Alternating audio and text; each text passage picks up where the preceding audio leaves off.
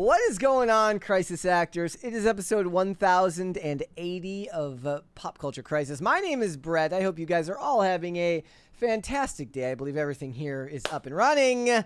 Yes, it looks like we are good here. I am here with my co-host. Introduce yourself, please. Hello, Crisis Actors. It's Mary. I hope all of you have your conspiracy caps on today because the world is getting boring and we need to start making things up to make it look interesting.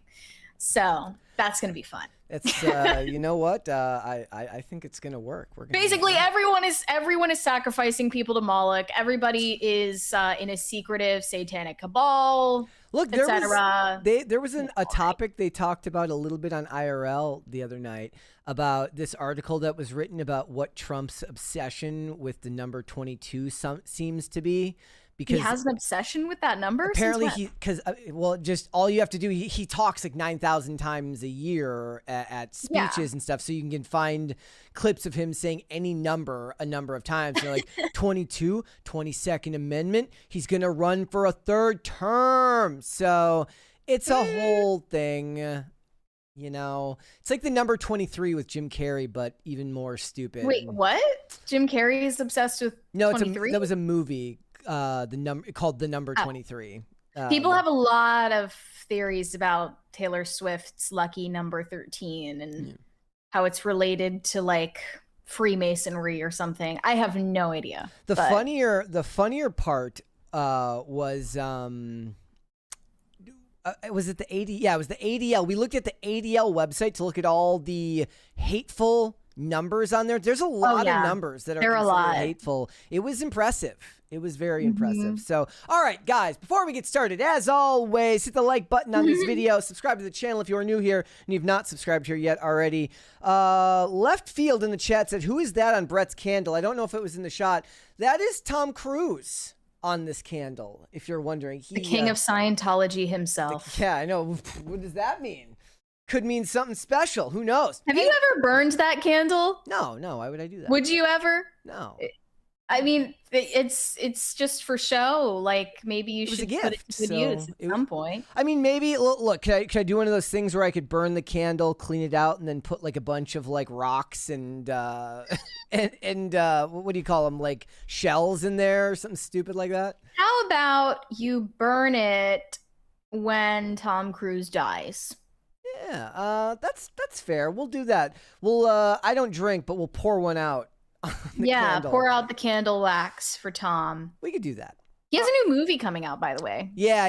He also did like a montage. Like, what's it called? I don't remember. I forget what it's called. Doesn't make sense to me. The point was, it was like the whole thing was like a montage of his like movies, and they're like, Tom Cruise is the only actor who gets to like say like, when you go see his movies, you're not just supporting him, you're supporting movies in general. And I pointed out, I said, no, that's not true, because other celebrities tried to piggyback off that in the wake of Top Gun Maverick. Remember when Seth Rogen tried to be like, we were so happy you came out, Jim? You could feel his hatred for you coming off the screen when he was doing it, because Seth Rogen doesn't like you or I. He doesn't like the plebs. But he was probably sober when he did it too, which made him even more irritable. But come on, the TMNT movie was pretty good. I stand by that. I don't remember. Stand by that take. I remember being like not offended by it, but also like my love of Teenage Mutant Ninja Turtles made it harder for me to judge it unbiased, which is fine. There was an actual kid there, which I didn't expect. First time in a long time. There was at least one actual child at the showing that we went to. Yeah. We got a 20 here from Weary Traveler who says, my personal conspiracy is that Brett is an FBI agent and Mary is a CIA honeypot. I mean, well, then who's winning? Can we switch? Because I'd rather be the CIA agent. I don't want to be the Really? Yeah, Why? It seems cooler. Is FBI cringe? I mean, it's not cringe. I just don't think it's as cool as the CIA. You know what? After that, they were like searching for a bullet casing in the grass by like shuffling their feet in the dirt or whatever. Yeah, after that, display, I do sympathize with you wanting to go to the CIA instead. Like CIA has that reputation over the years of being like that weapon the United States has to like maintain world control. Wait, and the feds are just the people that end up causing mayhem and causing civilians to die at Waco. Or was that? I'm losing sorry, my that mind. was the ATF. What was the criminal investigation where they were doing that? They were like shuffling their feet. I don't remember. In the grass. Like you'd think there'd be a more sophisticated. Like not that long ago. You think there'd be a more sophisticated. There definitely were more sophisticated measures that they could have taken before shuffling their feet in the grass. Yeah, but that's what they did. It was literally like combing the desert in Spaceballs. Like that's what they were doing. Like it feels like there's just like like sifters or something like that. Yeah, like metal detectors. I've watched so many police procedurals. Smell it, Don't they just like put like they use like the wire or like the little string to like rope off like coordinates, like little different areas, and then you search each one individually. Not just everybody hold hands, kumbaya, and push around some shell casings. We got another 20. They were like circular motions, circular motions. Wax on, wax off. Not that Jon Stewart says, dig, and because YouTube censors me. It's, why is it called that? I don't know. I don't get it yet, but maybe we will as more details come out. Yeah. So, well, you know what? Well, I don't know if I care enough to go see it. But you're a big fan of Tom Cruise. I thought you would see anything in a minute. You understand that is never actually that became like a meme where it's like I basically had the generic opinion that I like the fact that he doesn't tell the audience to go to hell, and he makes action movies that I enjoy. I'm not like a Tom Cruise diehard. I haven't seen even close to all his movies. You know what? That's true. You But what I mean, haven't you seen most of his stuff by now? Not most of it. Just like the big budget action stuff. And that's pretty much it. That should be your next like deep dive is like all of Tom Cruise's filmography. Yeah. I think I wanna see your retrospective reviews of everything, especially Interview with the Vampire. That would be fun. I rewatch his Jack Reacher movie. Like it became this weird movie that I never saw when it came out, but saw years later, and I ended up liking it so much. Maybe because that type of action movie is so rare now to actually hit right that I rewatch it like once a year. And I even had my own weird revelation earlier when I realized that was like one of his first times working with Christopher McQuarrie, who would go on to do all his Mission Impossible movies in the latter half of his career. And I had no idea that Christopher McQuarrie wrote The Usual Suspects back in 1995. Like, you forget sometimes how long these people have been around. What was the one where Tom Cruise plays, I can't remember if he's playing a journalist or a talent agent? What was he playing? Jerry Maguire. Yeah, I've been meaning to watch that. Show me the money. Yeah. So, in the chat, Surfing Bird says the CIA is not cool, lame. Well, maybe not like the real world CIA isn't cool, but in the movies and the TV show, they're way cooler than the FBI, at least in my personal opinion. Like the FBI always has to come in and like big dick the local law enforcement agency and take charge of the investigation. CIA just comes in and steals shit and does it on their own. Yeah, they work domestically. I bet they have all the cool gadgets. Yeah, and they work domestically, even though they're not supposed to. Like, it's just that's cool. I still remember there was like a line in Covert Affairs, like right when I started like really, really paying attention to politics, at least at a time when I did. And she mentioned something about something being vital to U.S. interests. I'm like, I love the innocuous nature of that statement. It was like it was written by, because that show had heavy backing. Whatever you want it to mean. It's whatever the CIA tells the show they want it to mean on any given day. So, U.S. interests. I care about U.S. interests because I live here. Totally, yeah. So what are we getting into today now that I have rambled a bit? Let's talk about it. We're going to talk about Indy Navarrete. She is a phenomenon right now, given the star power she has gained from the movie Obsession. She's come out and given an interview and let everybody know that she had a horrific period in her life where she had to work as a Twitch streamer and walk dogs to make a living. The absolute indignity of it all. I don't know if she was actually a Twitch streamer. The humanity. No, it was a quote like that at all. About where she says that I am like she had to stream video games and she had to work on as a dog walker to make ends meet, which is weird because she was a series regular on 3 seasons of Superman and Lois. Yes. So I don't know when that time period was. But she's got her, what did you call it? Geek credentialism, just like Henry Cavill, because apparently she streamed video games on a computer. She built herself. She built her own PC. She's not like most girls. She's not like most girls. So we'll talk about that. We're also going to talk about Millie Alcock. She is being bullied, ladies and gentlemen. Frankly, it's time to put a stop to it. It's getting cruel, you guys. Like, here's the thing. Yeah.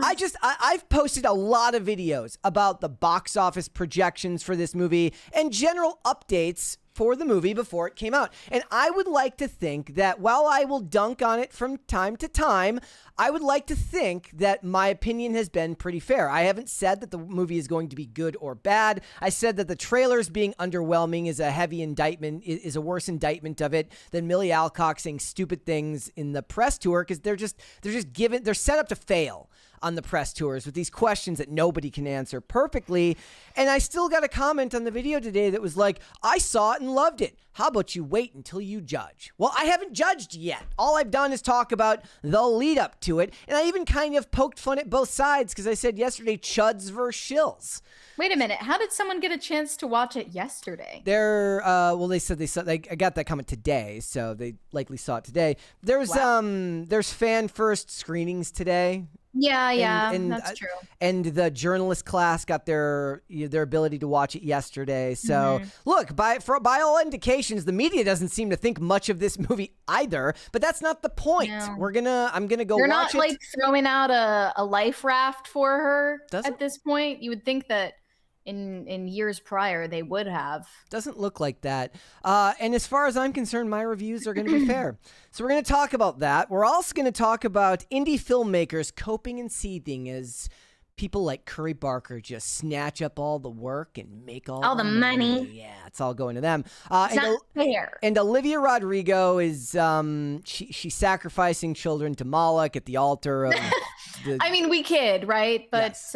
There's some truth to it. She's got a music festival, ladies and gentlemen, and there's a big sign on the front that says "No boys allowed." Exactly. Not even your boyfriend is allowed in. No, that's not actually true. But it's girl powers. It's girl power feminism all over again, and we're back in the year of the girl. Go back to your treehouse and be president of the He-Man Woman Haters Club. Am I right, guys? So we're going to talk about that. We have a 20 here from award-winning you-know-what. Brett is the honeypot, and Mary is the decoy to throw off the scent. That's so true. He's actually been running the long game. Yeah, that's what it is. I'm here to subtly shift your opinions in a different direction by telling you that race swaps don't bother me. By seeming so unassuming and liberal, right? Exactly. All right, if you're ready to go, we can go. Are you ready? Yeah, let's go. Let's go for it then. So I will grant that Millie Alcock isn't doing herself or Supergirl any favors with the things that she's saying repeatedly in press interviews lately. She is making a bad impression on the audience, but I do think some of the backlash being directed her way right now, and even before she started saying overtly annoying things, it's a little bit overboard. And we've collected some of those tweets and some of those memes that are mainly targeting her for her unique appearance to show you today for no particular reason other than to condemn them, of course. Look, we would never stoop so low as to make fun of someone for how they look. I have made the point several times in the videos I've made where I said she's got an interesting look, and it's not meant to be backhanded. Hollywood likes to cast unique looking faces for roles. Now, before we get there, I will caveat that by saying that when you want to pick a superhero role, you tend to want to see, unless the role requires it, a more traditional type of physical beauty. If you look at pictures of Melissa Benoist, I don't know if that's how you pronounce her last name. Is the S silent? I have no idea. The point is, the lady who played Supergirl on the CW, she is what you would consider a more conventionally attractive superhero-esque look, I suppose. Yeah, it does depend on the genre, but overall, there is more to being an actress than just being pretty, much more. And a lot of it does have to do with being interesting to look at, having an expressive face.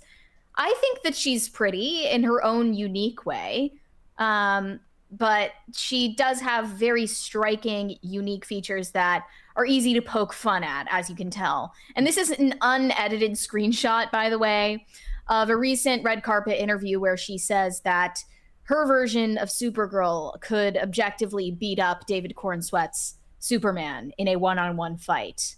So that pissed a lot of people off and caused a lot of debate about canon. I don't really have a take one way or the other, but they interpreted it as a little bit girl power-esque. But that's like the type of debate that people should be having for stuff like it. I made a point on a video recently. I said that's the type of debate that people would be having in the comic shop. Yeah, it's harmless. I mean, okay, no. It's harmless amongst fans who desperately like the material.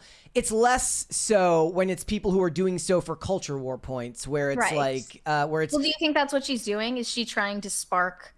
I don't know. Discourse? No, I don't. I'm giving her the benefit of the doubt here. Maybe I'm crazy, but and that's to say that I don't think that like my hopes have been dashed for this movie before we even get there, and I want it to be good, but my hopes aren't high. But the thing is, the other thing that she struggles with here is David Cornsweat was fantastic in the run up to Superman. Like, say what you want about that movie. I enjoyed it, albeit making it very forgettable. Like, he perfectly embodied that kind of magnanimous personality on the red carpet and on the press tour. But he also, look, I don't know, maybe I just didn't see them, but he's not getting saddled with like, tell us about the queer representation that Superman brings or something like that. Maybe he was. Yeah, I don't recall him being asked these very bait questions in most of his interviews. But I said the other day, I said, when they make movies about male superheroes, they are not encumbered by the same type of questions that come to all female superhero movies have to like psychoanalyze why it matters that it's a female superhero movie. Yeah. Men aren't tethered with that same problem. Like the men get to just go out, do. And if it works, it works. If it doesn't, it doesn't. The women aren't allowed to just go out and do. Would you call that a sexist double standard? Of their own making. Yeah, of their own making. They've painted themselves into a corner here. But yeah, a lot of people are making fun of her British teeth. I think that it's charming and unique. I'm glad that she doesn't have fake teeth like everybody else. Is she British? Yeah, isn't she? I don't know if she's British or... Oh, you said that she was Australian. I completely made that. That could be completely made up. I have no idea where I thought she was British. Maybe she's British. I don't know. There's not that big of a difference. You put the queen on your money. And then this caption says, I find it hard to believe this is the next Sydney Sweeney. I don't know who even claimed that Millie Alcock was the next Sydney Sweeney. Did anyone say that? She is Australian. Oh, okay. That makes sense. She looks very Australian. Yeah. Nobody claimed that this girl is the next Sydney Sweeney. She didn't claim that. The media didn't claim that. Literally no one said that. So I don't know why that was the angle they were going for. Jack Posobiec said this is why DC is about to lose $300 million with just a zoomed in picture of her teeth. I understand that this is a tweet and tweets don't allow for much nuance, but it's a lot more reasons than that. Yeah, it is. Definitely. It's a lot more. By the way, guys, I did a video yesterday and talked about the media value stuff. Go watch, after this episode, go watch Valiant Renegade's video breaking down the brand partnership stuff and how it's not actually going to affect the bottom line for this movie. It's really, really good. It's really, really in-depth, and it's really, really interesting. You should go watch it. Another one said it's illegal to hire attractive women in Hollywood, with a photo of Zendaya, and then Millie Alcock, Ellen Page, now Elliot Page, and Bella Ramsey. Again, I think that Zendaya's catching strays here. Because they always, and the other thing is, I don't even think, I understand the point here is to be scathing and incisive, but it's like, at least, like when they do the side-by-sides of like the old actresses and the new ones, they find the worst possible screenshot. They show the Rachel Zegler one of her like, they never use like a real shot of them on a red carpet. They always find something where they're in the middle of saying something. You know. This feels like the moment in all of the Snow White craziness when people started making fun of Rachel Zegler's back hair. Yeah. He made a video at the time, I believe, saying like, okay, well, this is really not even the point of the discussion or why anyone should criticize Rachel Zegler. Correct. This is just you're grasping at straws and going for a cheap shot, which I suppose is something she invited, but still similar vibes. And this meme... Hold on, I deleted it. Compared her to an inbred pit bull. Oh, no. I don't remember the in-depth explanation here, but its parents are named Pimpy and Bape, and it has been inbred for multiple generations to the point where it will probably die in a year. Had from Millie Alcock be like... and then they're comparing her to this character in Mad Max. I am not going to say that I don't see it. Okay. Yeah. I swear she looks Oh like this kid from a Miami Marlins fan cam. This one was crazy. Oh my God. But play it. I have to mute it. This kid is nuts. Look, that kid is having a good that kid is having a good time, okay? And then this one. Yep. All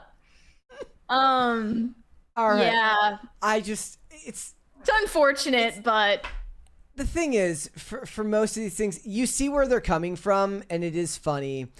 But to me, it's like, I guess what it is like I've been talking about Supergirl for ages now. And once it reaches like the political influencers, it's no longer even about the movie or the box office. It's about culture war points. And I just find that boring these days. I get it. Yeah. I get it why they have to have these discussions, but it just, somebody says, I'm sorry, Leif says, Brett wants to laugh so bad. I did laugh. Yeah. They're not funny. Yeah. It's just kind of, I do think it's a bit of an overreaction. I mean, she said some annoying stuff, some cringe stuff, but it's not nearly on the level of a Rachel Zegler. I feel those comparisons are blowing things out of proportion. I don't feel the same. I don't feel the same vitriol from Millie Alcock that I felt from Rachel Zegler. Yeah, with the exception of that one comment about like Christian dads, I think that was probably no, and that is indicative of what her views probably are. But yeah. I can't judge based on what her views probably are. I'm going to talk about what she actually said. And as I said in the videos, I said, look, her saying this stuff is absolutely horrible for the box office and horrible for the movie. But I can't pretend that it moves the needle for me. Maybe it's just because we do this every day that I'm kind of like numb to that side of it. Like, bad trailers that make me depressed are worse for me than her saying stupid stuff on the red carpet. Maybe that's just like a bit of encroachment on like, you've just been beaten down so badly. You're like, whatever. But you know what? So be it. That's fine. Like, it doesn't matter to me. Maybe it's like, I don't have to worry about it because like for me, this is work. So it's like for somebody else, they're engaging with something for the love of it. And when you engage in something for the love of it and it goes badly, then you're probably perhaps even more offended. I will say I'm sure when the X-Files reboot comes out, I'll have some takes that will be none too kind and probably guided by a certain level of emotion. Yeah. This time the critics are not coming to the rescue for her. As of this morning, the critic score for Supergirl sat at 59%, and now it's at 57%. It's going to go down because usually it starts higher and then goes down. Yeah. Looking at some of the rotten reviews right now, one of them said, Supergirl never surpasses the average, most basic and elementary formulas of superhero movies. All the positives that people listed were not things that I had any interest in. They're like, she's interrogating grief and trauma. I'm like, bro, get me the fuck away from there. I don't want anything to do with that. One person said Jason Momoa was a bright spot. I'm sure he is. As I said, my tweet yesterday was like, this movie's getting the compliment sandwich from the people on X, not the people writing the full reviews, where it's like, Millie Alcock gives a great performance and Jason Momoa is great. And then or they say Millie Alcock did a great job. And then they list all the things that sucked. And then they say, but Lobo is fantastic. It's the compliment sandwich. It's what you do when you're going to fire someone. Yeah. You give them the compliment sandwich. Also, I want to point out the fan accounts were shilling so hard. I saw this one. I wish I'd pulled it up from like one of these DC shill accounts that was like, generational performance from Millie Alcock. It was fantastic. It was superb. 9.5, better than Superman. And somebody like went into their comments, found their review of Superman, and posted lol, and they gave 10 out of 10 to Superman. Oh, okay. Even though they gave Superman a higher score. Well, Variety published this review calling it super horrendous with the worst script. Grace Randolph didn't like it. If Grace Randolph, and to be fair, as I said yesterday, I am a Grace Randolph defender here. Somebody with a voice that cool and interesting and funny. I like Grace Randolph, even if I don't always agree with her opinions. I like Grace Randolph. So if she doesn't like it, but from what I understand, she hates James Gunn. So like her and James Gunn have beef. A lot of these reviews throw James Gunn under the bus rather than Millie Alcock. This from Variety said James Gunn said he wasn't going into production on any movie until the script was rock solid. For that was the overriding problem with the superhero overkill era. Lousy scripts, which served as grids for layering visual effects. James Gunn was right to want to take the comic book genre back to the basics of well-structured screenwriting. So what has he done in his second DC outing? He's given us a comic book movie with the worst script I can remember. I think the issue here is going to be if it's bad, it's not going to be Madam Web bad. So bad it's good. It's just going to be bad. Yeah.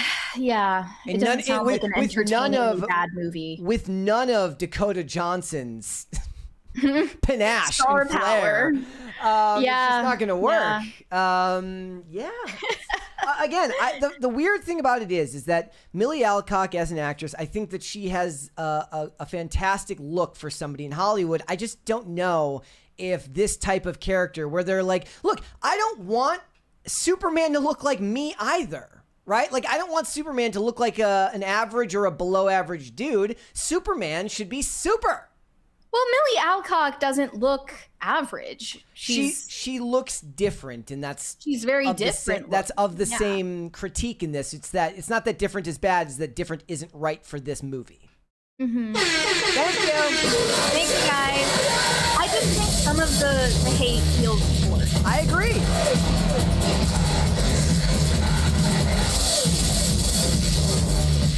I guess we're just white knighting, right?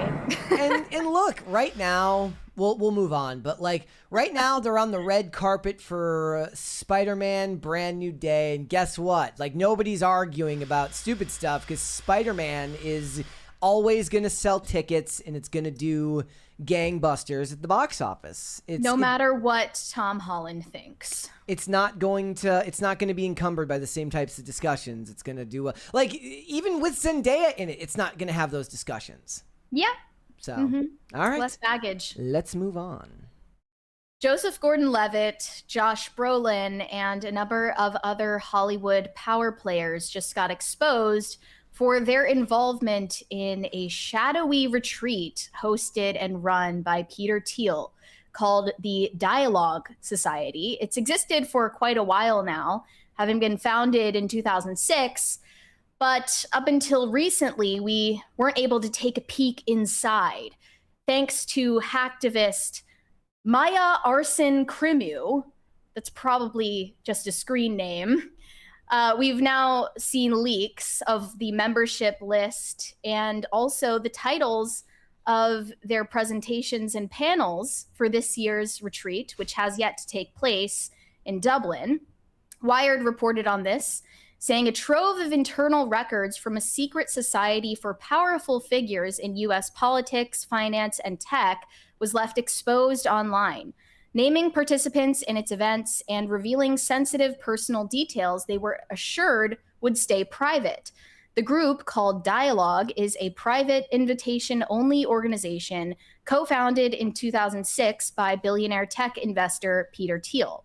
It convenes U.S. officials, foreign government figures, and Silicon Valley executives at off-the-record annual retreats. They've spent 2 decades declining to disclose its members.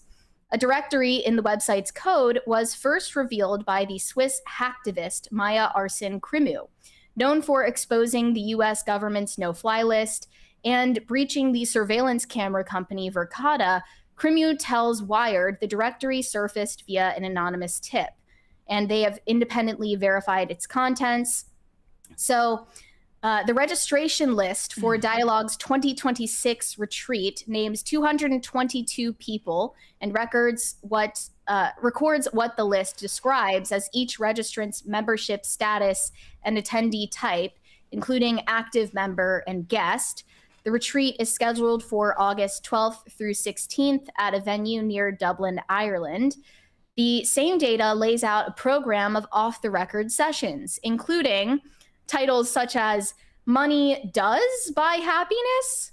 With a question mark. How novel. Bring Back Nuclear, Navigating World War III, Battlefield Technologies, and How's Your Sex Life?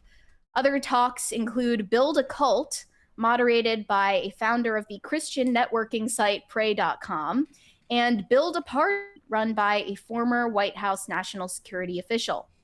So the Hollywood Reporter went into greater detail about the Hollywood people that were invited to this year's retreat. Some familiar names in Hollywood tied to Dialogue who surfaced in leaked materials include Josh Brolin, Joseph Gordon-Levitt, Sophia Bush, Scooter Braun. I wonder if Sydney Sweeney was on the guest list. I'm sure they would have reported that if she were. Isaac Lee, Scott Belsky, that is from A24, Benj Pasek, Ava Price, Teresa Zhao, I'm not sure if I pronounced that correctly, and Nick Thompson and Ezra Klein. The retreat puts them in the same room as powerful figures across government, tech, and finance, whose work often intersects with entertainment and media, including Elon Musk, Jared Kushner, Ted Cruz, Treasury Secretary Scott Bessent, YouTube CEO Neil Moen, Xbox President Sarah Bond, OpenAI President Greg Brockman, Anthropic Global Affairs Chief Michael Solito, Fortress Investment Group Principal Pete Breiger, and TLG Communications founder Molly Levinson, among nearly 200 other figures. So they reached out, of course, to all of these people for comment. And I think they only got a response from a spokesperson for Josh Brolin. Yeah. Who said that Josh Brolin would like to know what the F he got himself into. So he's trying to play it cool, like he didn't know anything about the nature of this event or who would be attending. Okay, I'm assuming he would be a first timer. Is there does it matter? Okay, I just imagine it's the same, people wanting to take over the world that go to Davos, right? And they have their meetings every year about world domination with Klaus Schwab. And it's all just kind of like, what was it? Like Joseph Gordon-Levitt, he cares a lot about Section 230 and big tech. So he goes to the big tech people. I guess. I guess the whole point of first of all, what was the name of the group again? The Dialogue group. That's as nefarious as it sounds. That's like an evil, shadowy organization straight out of a 2000s spy TV show, like Chuck, like The Ring. But it's just, I just imagine it's the same thing when the CEOs for all these companies go on their retreats every year with the other CEOs from the major media companies, Zaslav and Iger and all of them. They go to these big, retreats in the mountains. They wear their Columbia vests or their Patagonia vests, and they talk about work. And it just so happens that their work happens to affect the lives of millions upon millions of people. The idea, conservatives like, is the idea to go back to nuclear? That's what they say here. They're like, one of the topics is like going back to nuclear. Isn't that something people actually want? Yeah, well, it's supposed to be bipartisan or nonpartisan, and they cross the party lines. They also leaked each registered member or attendee's political leaning because that was part of their application process. In fact, scroll down and you'll find a cartoon from the materials for dialogue moderators on how to guide conversation. And basically, this is just telling people not to go on really long, boring monologues about how impressive they are so that other people get a chance to talk. Yeah. And they strictly prohibit self-promotion behavior. It's about talking candidly across ideological lines and sharing controversial or concerning ideas that they wouldn't be comfortable sharing elsewhere. Hence why none of this is supposed to be filmed, published. The media is not allowed in. It's much like the conference called Wonder that we discussed last month that Justin Bieber performed at. You know that at least once, like the first time a case of COVID happened in like, say it's in like Florida, somebody's like, does Florida need to exist? Like somebody at this conference is just casually throws out there like, you know, we don't need people. Like we can replace the people. Like they say stuff like that. You know, they say dialogue membership is not limited to conservatives, and they only say that because Peter Thiel is seen as, I guess, conservative leaning.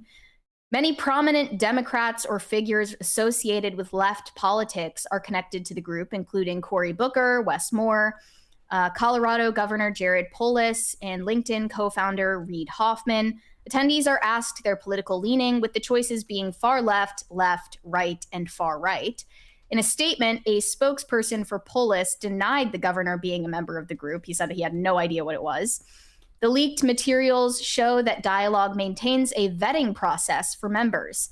Applicants are assigned a grade that reflects their influence in their respective industry, qualifications, purpose for joining, and the active member who recommended them. And they talk about Zhao, that was listed up here as Teresa Zhao, writer, producer of Family Guy, American Dad. And she did not respond to their request for comment, but was assigned an A grade. Her reviewer noted that she is an accomplished television writer and producer, known for her work on notable series such as Family Guy, American Dad, and Fresh Off the Boat, as well as her role in co-creating Aquafina is Nora from Queens. Her work contributes to the increasing diversity in television and film, showcasing stories that might not have been told previously. She emphasizes using comedy to uplift rather than belittle, ensuring that those who were once the butt of the joke are now in control of telling their own stories. It appears some Hollywood folk registered for the purpose of schmoozing with other film and TV folk.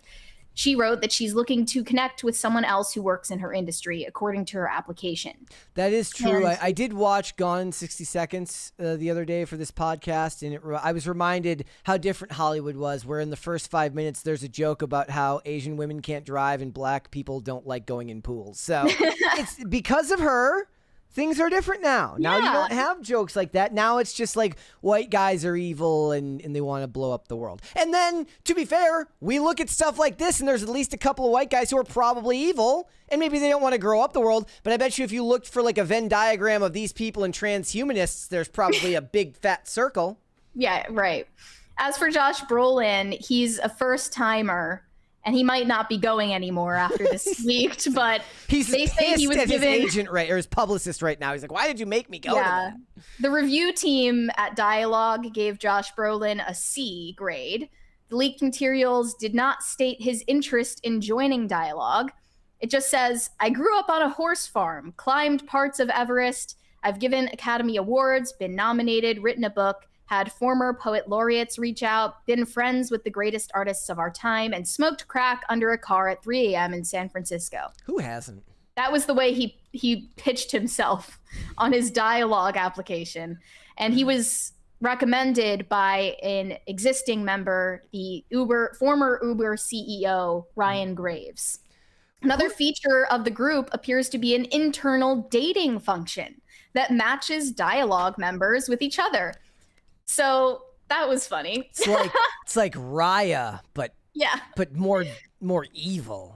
And then one person who I think is getting more heat than other people in Hollywood for this is Joseph Gordon-Levitt, because although he's been outspokenly far left for a very long time and very anti-Trump, he appears to have reached a consensus with people on both sides of the aisle in his public political advocacy for sunsetting Section 230 of the Communications Decency Act.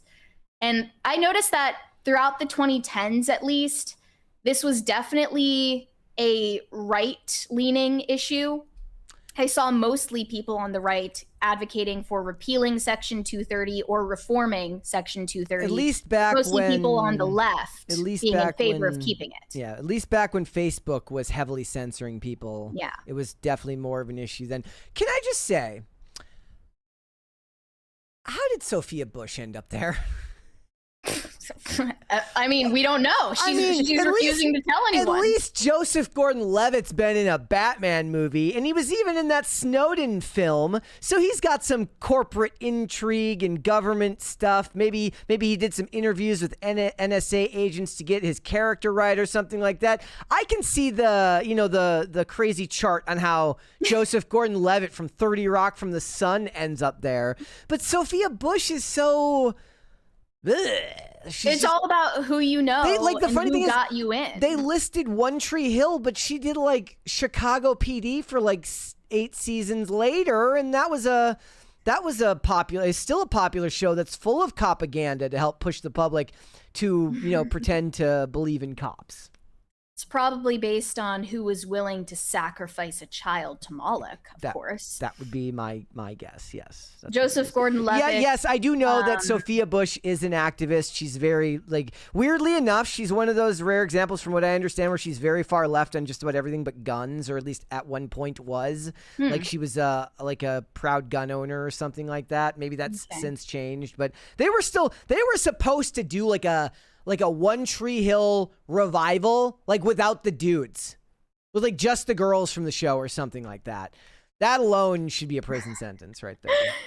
They're calling Joseph Gordon-Levitt 500 Days of Spinelessness for being associated with dialogue and for his public advocacy. So back in February, he appeared to speak in front of Congress about sunsetting Section 230. And he was, I'll just read what he said. He said, "These amoral companies just keep allowing awful things to happen on their platforms, and they won't do anything about it because they'll always prioritize profits over the public good, even when it comes to kids." He spoke alongside a group of parents who claimed their children have been harmed by social media use, including one woman who said that her son died by fentanyl poisoning after connecting with a drug dealer via Snapchat. He said, "At the time, I heard a couple of stories that left me trying to keep myself together. These photos remind me of my kids, and the harm that was done to these kids online might have been prevented if certain big tech companies knew that they could be sued." So to be clear, Section 230 doesn't protect tech platforms from criminal liability. It protects them from civil lawsuits, from civil liability for behavior on their platforms. And I think the reason why a lot of people on the right in the 2010s advocated for repealing or reforming it was because a lot of these platforms at the time were able to act with impunity, censoring points of view that they didn't approve of, while still having the protection from liability that a platform should have. They had the privileges of a publisher, but the protections of a platform. Protections of a platform to go with it. So that's why it was seen as a more right-wing position until this has taken a recent turn. He was also advocating for this bill alongside Democrat Senator Dick Durbin and Republican Senator Lindsey Graham. And that's why a lot of people on the left are now aligning with protecting Section 230.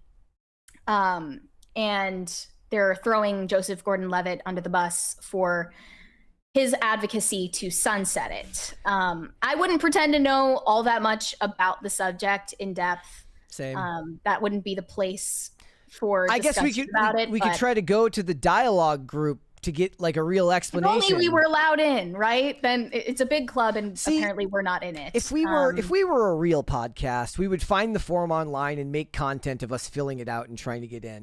Maybe trying to fake like a reference. Well, I feel like now Joseph Gordon-Levitt, still being a leftist, is talking about repealing Section 230 because it's in his mind, it's in favor of social media censorship, because he's talking about the rise in extremism and conspiracy theories online.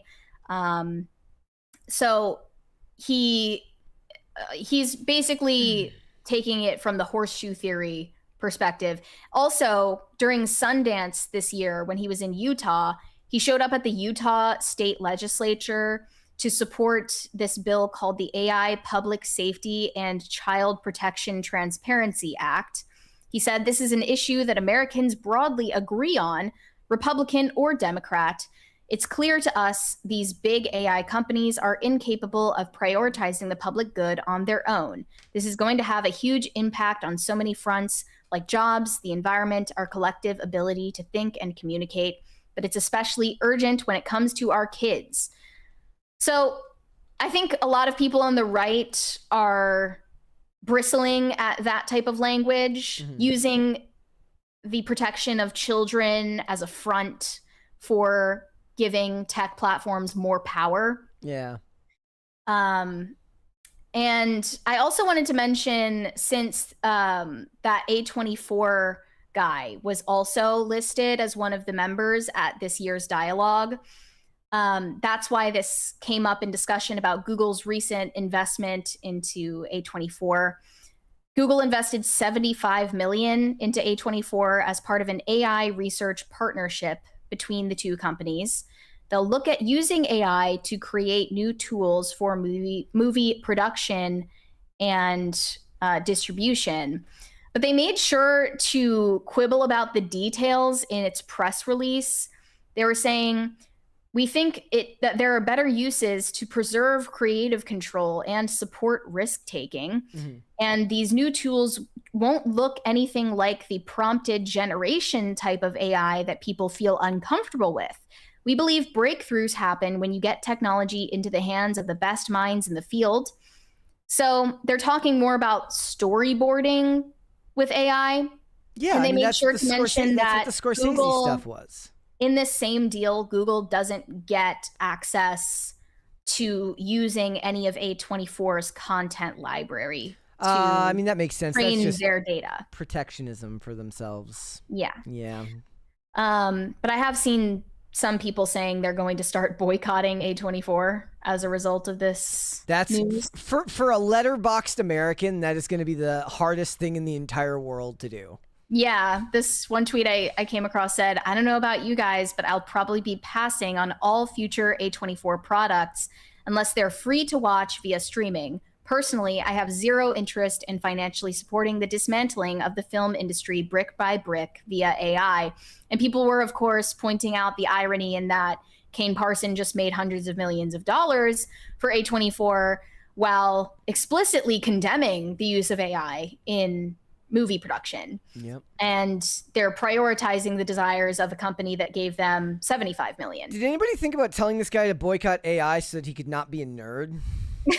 Like, not being a nerd is a good reason to not watch A24 movies. And while we're on the discussion, I wanted to provide an update about Luca Guadagnino's Sam Altman takedown, Artificial. It's now being described by potential buyers as grim, dark.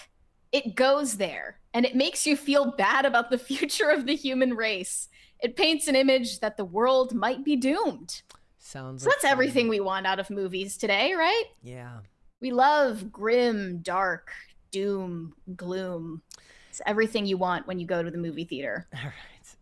All right, let's move on. What would you like to see, Cringe and Cute? Actually, before this was really funny the other day. I was trying to explain this to Phil about how, because you were talking about people being on either side of the issue, whether Democrat or Republican, about things like AI and protection. Yeah.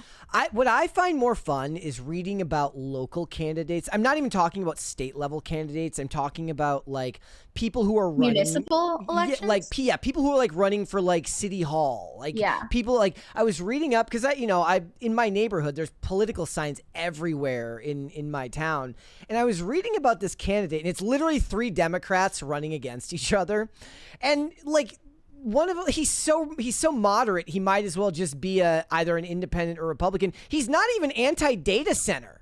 Like there's like a new data center. It says regarding the new data center zone that they've formed in this area, having good infrastructure. He says he'd be willing to hear residents who are not happy with the expansion of the zone beyond the campus, saying that he's not very comfortable with that expansion and would consider taking another look at the new zone's boundaries. So if you can't even take a hardline stance on data centers, what can you take a hardline stance on? Well, that's a tough one if you're in the DMV, because that's, I think Loudoun County specifically is like the highest concentration of data centers in the country. They're everywhere. All right.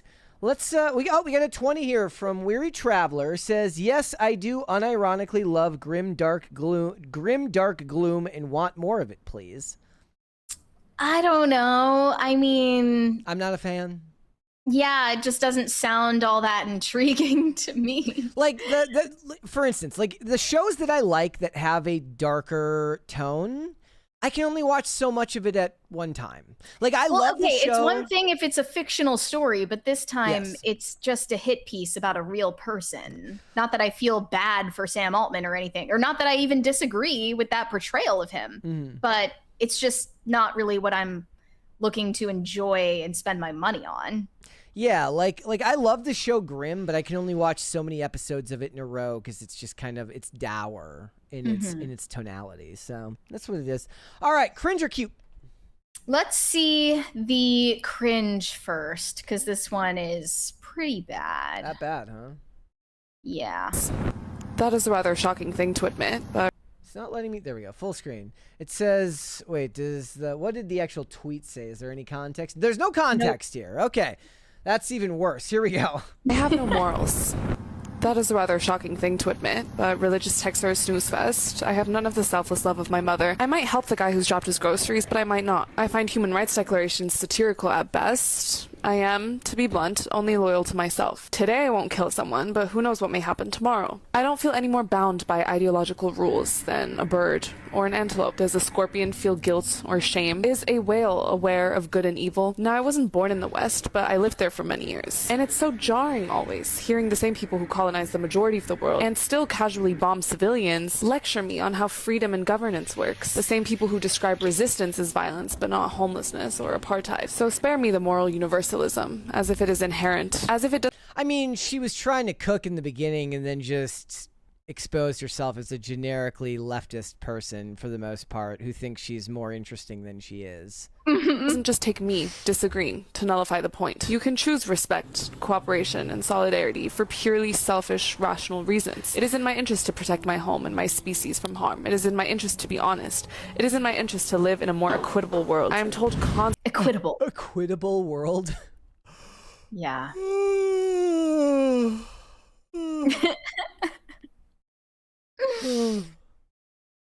Constantly to condemn the dictatorships I live in or express some kind of symbolic outrage over this and that and to accept ideologies that have never served me. And somehow, still, your morality kills more people than my selfishness ever will.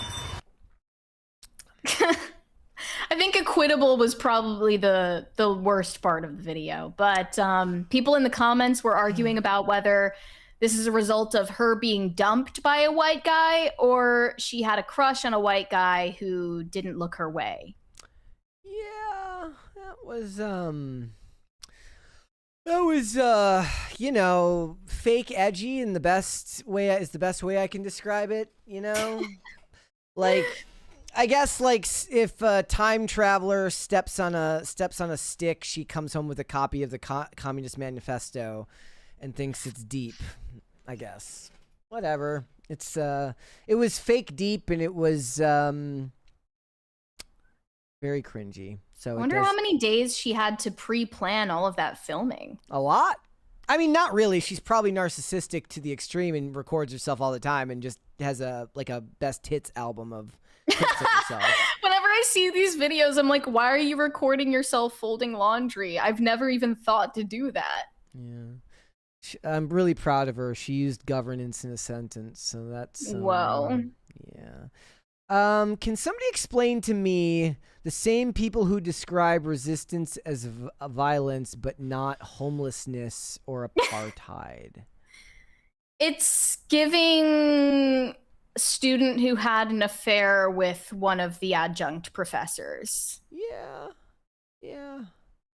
You know, good for her. You do your moral relativism. I appreciate it. You're deep. Here we go. Oh, go figure. It's Bernie Sanders. She probably hates Bernie Sanders now. Thinks he doesn't go far enough. Who is our cute of the day? We're going to get there. Yeah, scroll down here. There's so many to choose We have from. such a trove. Yes, we do. This one. Yes, we will do this one today. Once again, not necessarily my pet, but this is Sparky. He is a snapping turtle that lives in the pond at work. He will swim across the pond when we walk in hopes that we have extra veggies. I was not expecting a turtle in cute of the day. That's a pleasant surprise. But how do you know that it's always Sparky and not just... That lady in that last video, she's like, in a world of dogs and cats, I'm a snapping turtle. How do you know it's always Sparky instead of a different snapping Look, turtle? he's got you can take one look into Sparky's eyes and you know that it's him. All right. Let's move on. So arguably, Curry Barker is the breakout star of his own movie, Obsession, rather than the starring actress, Indy Navarrete.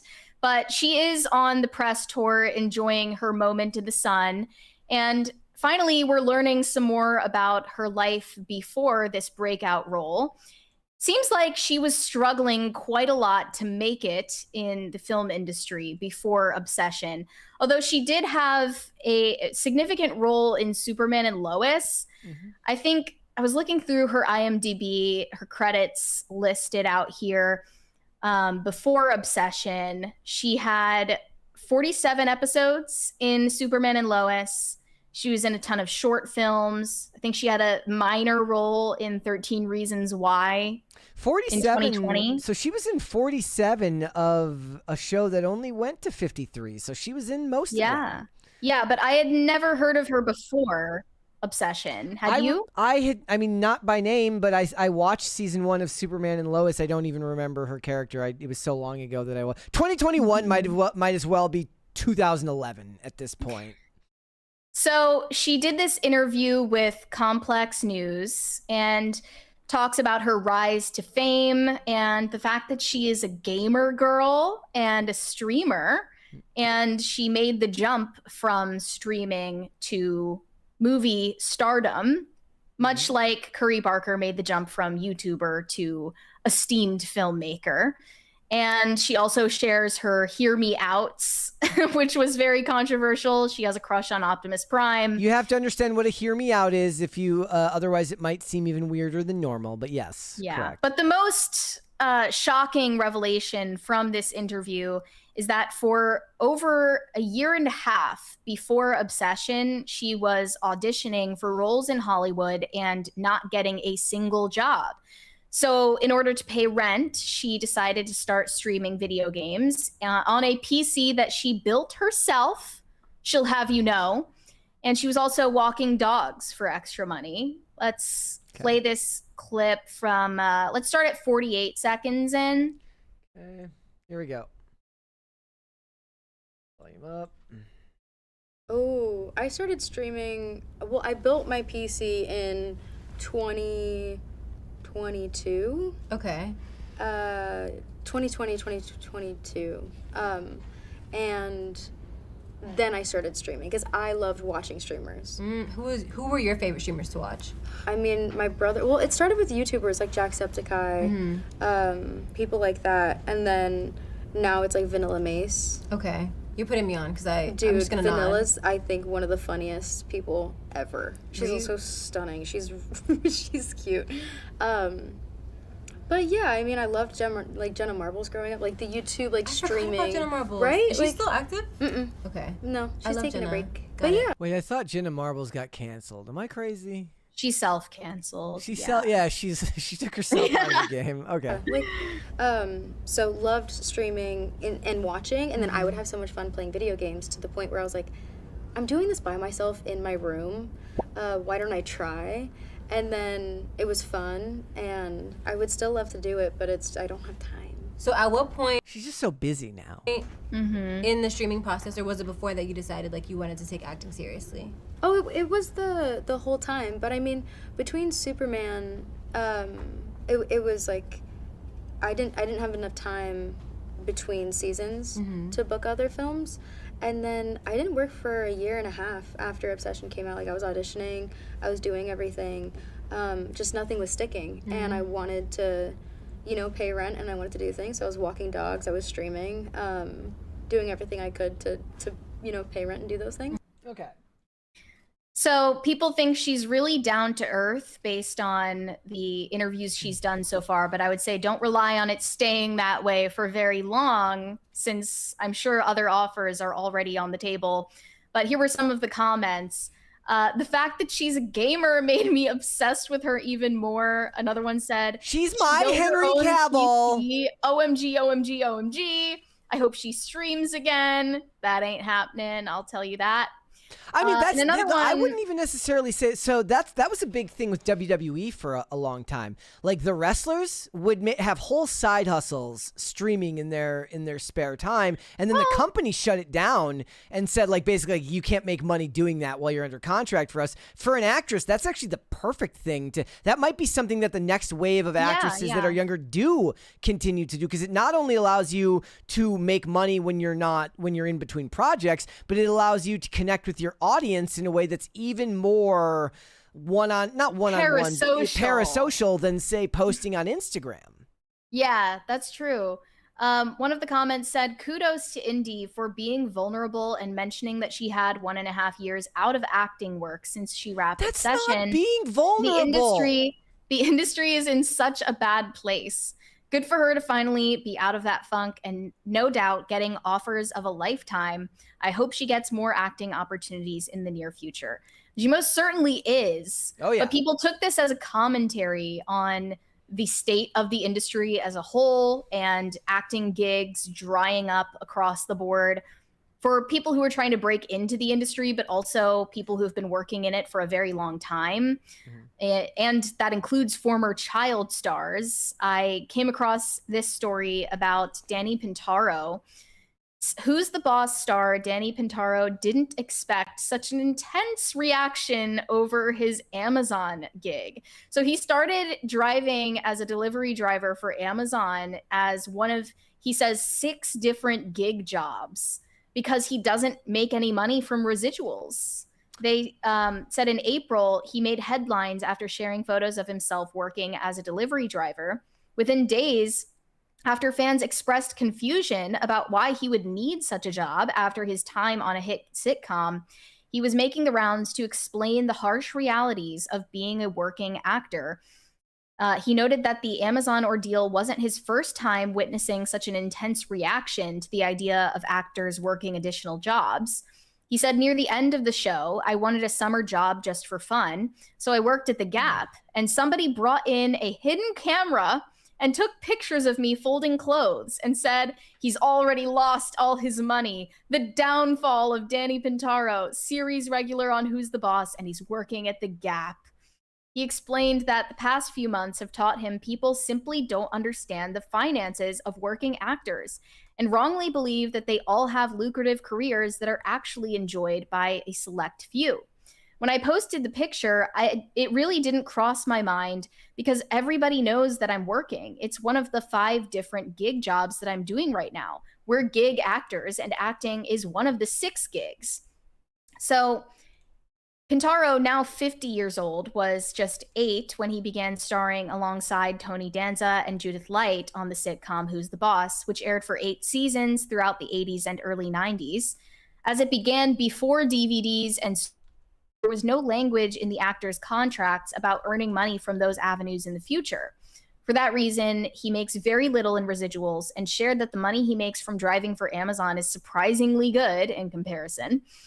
And we have to do what we have to do to survive. We've got to keep moving as humans. We're all doing it. I'm not different from you in that sense. We've never been different in that sense. I don't make money from residuals.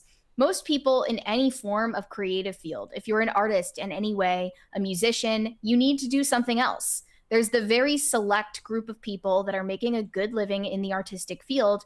And to other people, they're like, that's the craziest thing that you have a job. It's like, yeah, I'm an actor and I might have a great year and then have 5 shitty years. There's always been a fantasy, a mystique about actors. Like, they must live a fantastic life in a big house and people waiting on them. No. If you're on a TV show or a movie, you've made it and it's done. It's just not the truth at all. And it's only gotten worse. I mean, that depends on the actor. That depends on the agent and the contract and stuff like that. Like, look at an actor like a David Boreanaz or a Shamar Moore.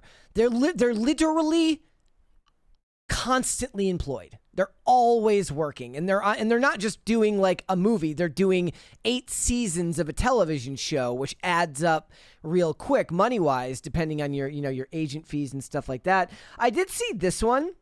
I forgot about this story from back in 2018. If anybody remembers this one about the Cosby Show actor who was seen at Trader Joe's and basically said like, well, why, like, it's a job. Like, why are you? And then he started getting acting work again after this. Oh, as a result of the this. post? Yes. Wow. Yeah. That's funny.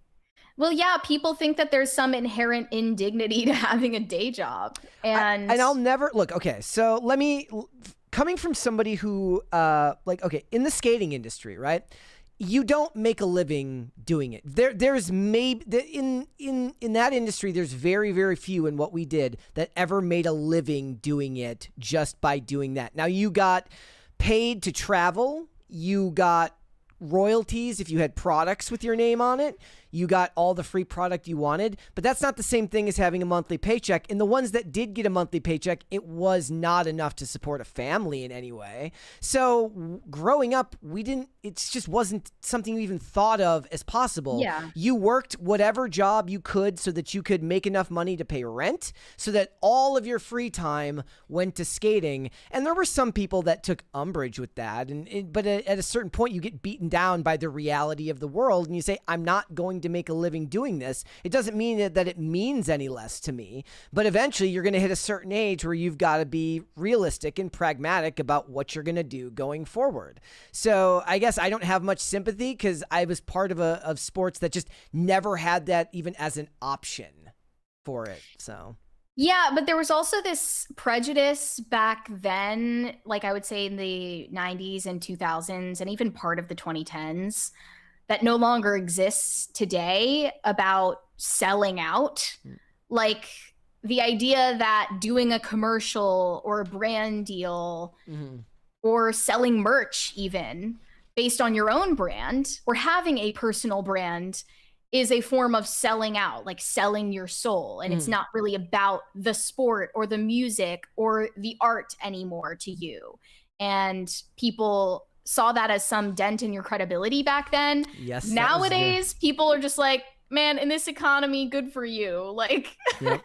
they'll hand you your flowers for getting that bag and locking in.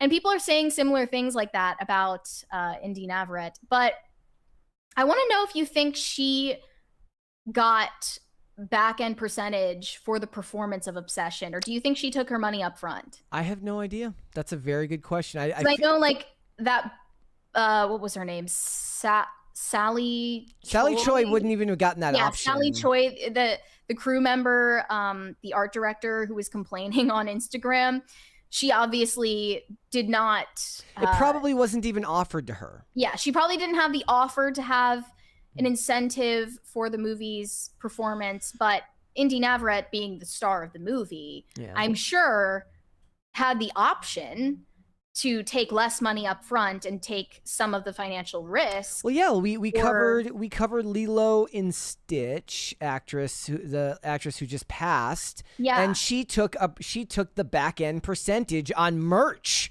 from like she must have made a fortune off of Lilo and Stitch merch. And there was also a famous actor who worked on the original Lion King who didn't take the upfront payout that's still making like insane money off of it to this day. It's just Also, you have to be willing to bet on yourself. I want to clarify. She was saying those auditions that she was not getting for a year and a half took place after production wrapped on Obsession.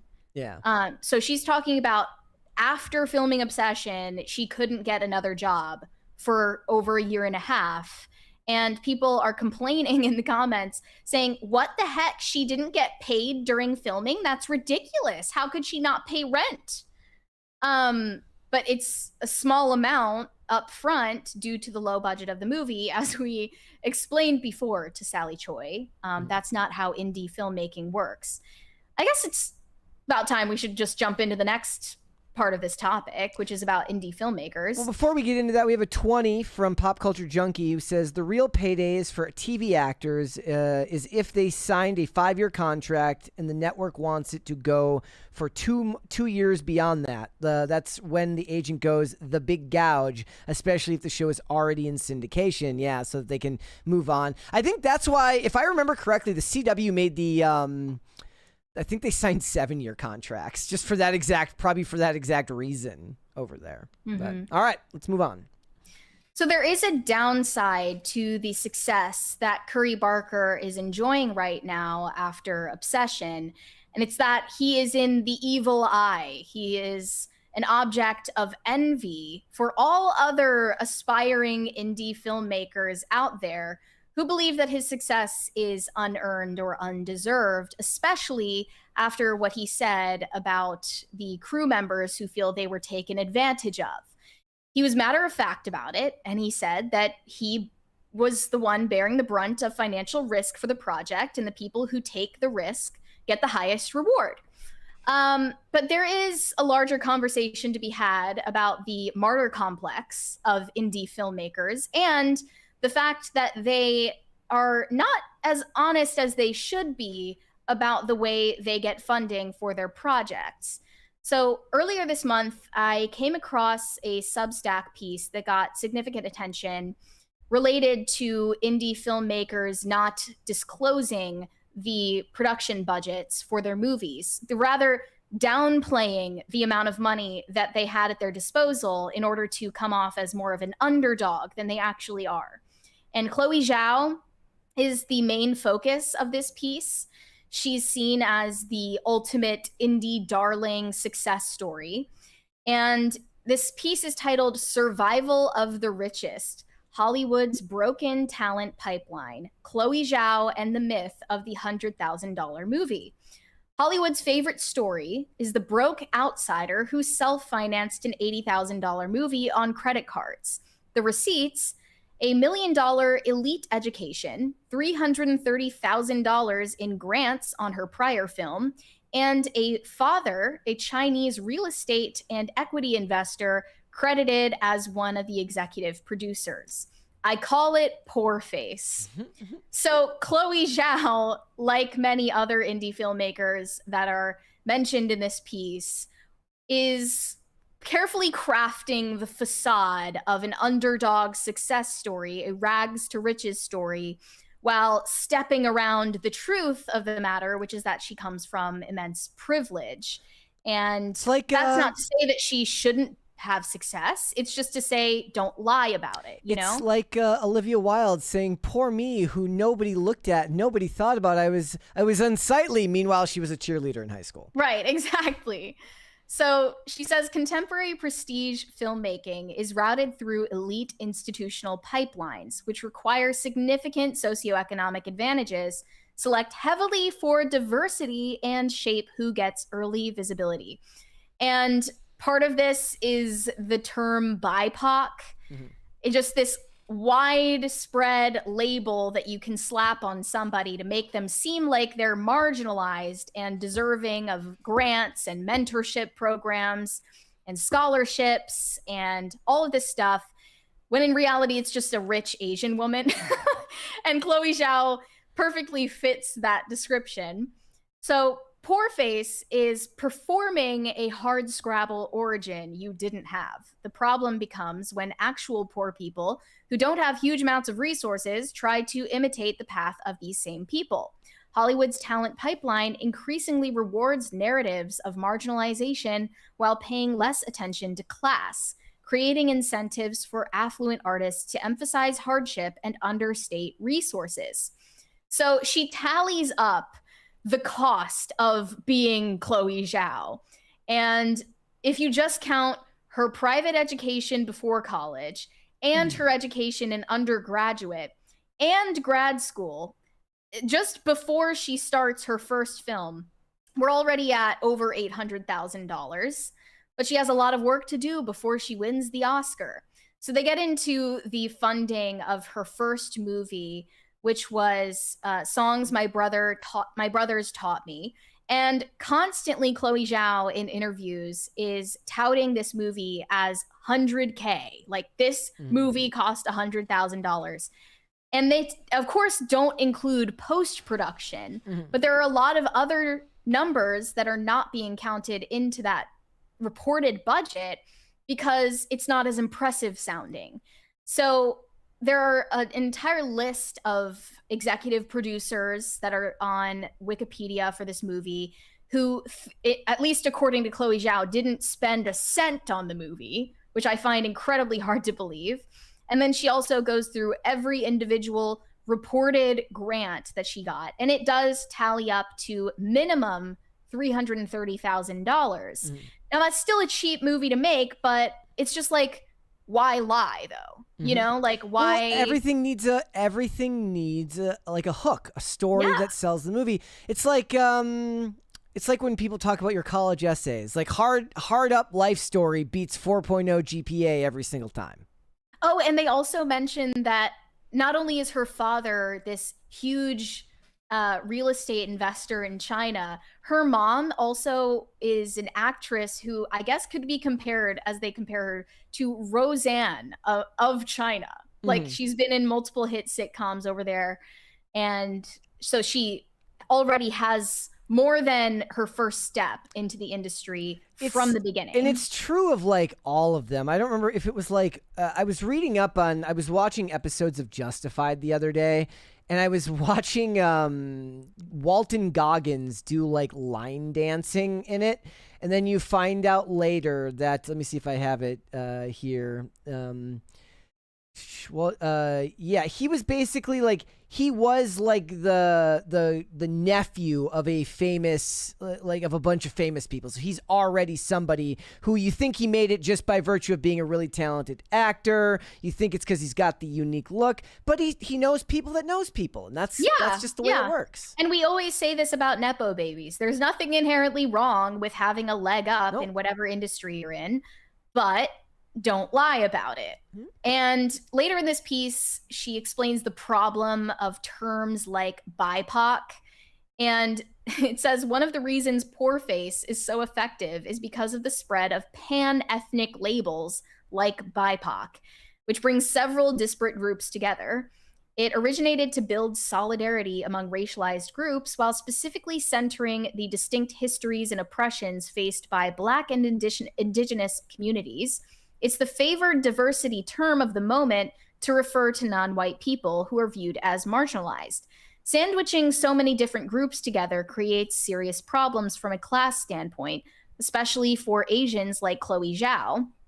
Among 9 female directors of the top 100 films, all 7 of the women of color were Asian. And Asian is itself the kind of pan-ethnic lump this essay is built to distrust. The category bundles Indian and Chinese American households among the wealthiest in the country. And however they're considered, Asian families in America have by far the highest household net worth. Now, all of this is to say, one of the indie filmmakers recently interviewed by Vulture was willing to call this out without making it racial in nature. They said the secret that people don't talk about is that a lot of people in independent films come from a huge amount of family money. So they're allowed to do the vanity projects and the passion projects that they want to do, knowing they have a safety net to pay their rent and they don't need to have a day job. They mentioned specifically the director of The Brutalist, Brady Corbet. Is that how it's pronounced? Corbett? Yeah. And anyway. And the point with most of this stuff is that you or I don't care if they come from money. It's the people that are going to be mad are the ones who see it as an inspiring story about somebody who came from nothing and then feel like they've had the rug pulled out from under them. You know what it reminds me of? The people who do van life. And they portray it as if this is like, you know, like how do they afford it? And you know what the average Twitter or like YouTube comment says, like, it's because of their parents' money. Is that what it is? Maybe. But also there's a lot of people who make a lot of money working jobs where they literally can do it anywhere. They have email jobs that pay them a fortune. So it may be a bit of a Rorschach test. Like, do you assume that they just have an email job, or do you assume that their parents paid for everything? And it's going to say a lot about how you feel about the class above you. Sure. The Vulture piece is titled 5 indie filmmakers reveal unglamorous financial realities. And it's very much like sob stories about, you know, how hard it is in the industry, and it's not like it used to be, and we have to like just barely scrape by to do what we love. And it's hard to take them seriously when then you read about their projects and you compare it to Obsession. It's like, well, I mean, he was making a low budget horror film, and those are films that do well. Like, make better choices. If you want to make a living doing this, don't make a documentary about masculinity. But yeah, the director of The Brutalist revealed that he had made $0 from his work on the film. While independent movies like The Brutalist aren't known for being lucrative cash cows for their filmmakers, his candor still served as a wake-up call. The Brutalist was a hit, a festival and awards darling that received a nationwide theatrical release in IMAX. And if a movie this successful on paper was a financial wash for its director, how could anyone in this industry possibly be making ends meet? I know how. Go to business school and become a producer. True. With some exceptions like Obsession and Backrooms, this is a common story for indie filmmakers. Despite outward appearances of glamour during festival premieres, award shows, and press tours, their behind-the-scenes realities are much different. Unless they have family money, they're crashing on friends' couches because they can't afford hotel rooms at Sundance. They're buying secondhand clothes so they can look red carpet worthy. They're scheduling endless media obligations around grueling day jobs. All of that work stumping for their films is also unpaid, which takes up valuable time they could be using to plan future projects. By many metrics, the landscape is not improving. The cost of making a film is so exorbitant that filmmakers can't expect to make much money from back-end profits. The number of prestige buyers who can give films a shot at finding a sizable enough audience to meet this threshold is decreasing. Grant availability in America, once a possible avenue for filmmakers to supplement their income, has lessened. Filmmakers can grind for over 2 years on a film, and if at the end of it they make just enough money to pay back their investors, they consider themselves lucky. Still, the mirage of success is vital for filmmakers hoping to convince investors to give them money for future projects, so it's important to keep up appearances. Of the 22 filmmakers that we reached out to for this piece, 17 of them did not respond or declined to participate. Maybe their phone was turned off because they're broke. Or they're embarrassed about the fact that they're poor, probably. The 5 who said yes opened up about the day jobs they've worked to pay the bills, sacrifices they've made to pursue the labor of love, and a devolving industry that makes this feel less sustainable every day. So here were just the picked quotes, the cherry-picked quotes from these 5 indie filmmakers. One said, "I do still have a job at a movie theater that I work at whenever I'm home." Another one in the piece said, "You're not going to make money, and if you do, you're 1 in a million." Again, they're just acting like it's a game of chance, like Curry Barker just rolls the dice and suddenly he's lucky. Like, it had nothing to do with the risk that he took or the work that he put in or the type of project he decided to make. I even see somebody in the chat points out, yes, his dad was a screenwriter and probably does have connections. That doesn't belittle what happened here, the success of this movie. Getting into, it is probably true that his dad having connections played a role in the roundabout way to get this film on its way to TIFF. Probably. But he still had to make the movie, and the movie still had to be worth enough for a company like Focus Features to want to buy it and buy it at a hefty price. There was a bit of explanation about Curry Barker in the Substack piece, which I think framed it in a more fair light. Let me see. Yeah, it says, where does this leave Curry Barker and YouTubers? Curry Barker was born and raised in Alabama. His father, Jeff Barker, worked in TV broadcasting, psychiatric nursing, and as an amateur screenwriter. He went to Haker High School, a public school. Curry Barker attended the New York Film Academy in Los Angeles for undergrad, but no grad school and no boarding schools. In his own New Yorker profile, he reveals that he actually dropped out of film school in the first semester to start making YouTube videos with a friend.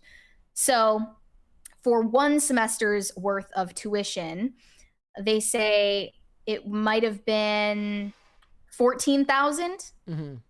Comparing that to $800,000 that went into Chloe Zhao's education, going to prestige boarding schools. Jeff Barker doesn't even have anywhere near. He has no credits other than Obsession and one other thing. Yeah. For an upcoming project for he has a podcast, it looks like, that breaks down scripts and stuff like that. But his IMDb lists him as the father of actor/director Curry Barker, so it lets you know where the power is there. Doesn't mean dad didn't have connections in the industry, but it's just to say that Curry Barker had a very different path from the Chloe Zhao's of the world. And compare also the budget of Curry Barker's debut and Chloe Zhao's debut. Chloe Zhao's first film cost minimum $330,000. Meanwhile, Curry Barker's first feature film, Milk and Cereal, cost $800. Mm.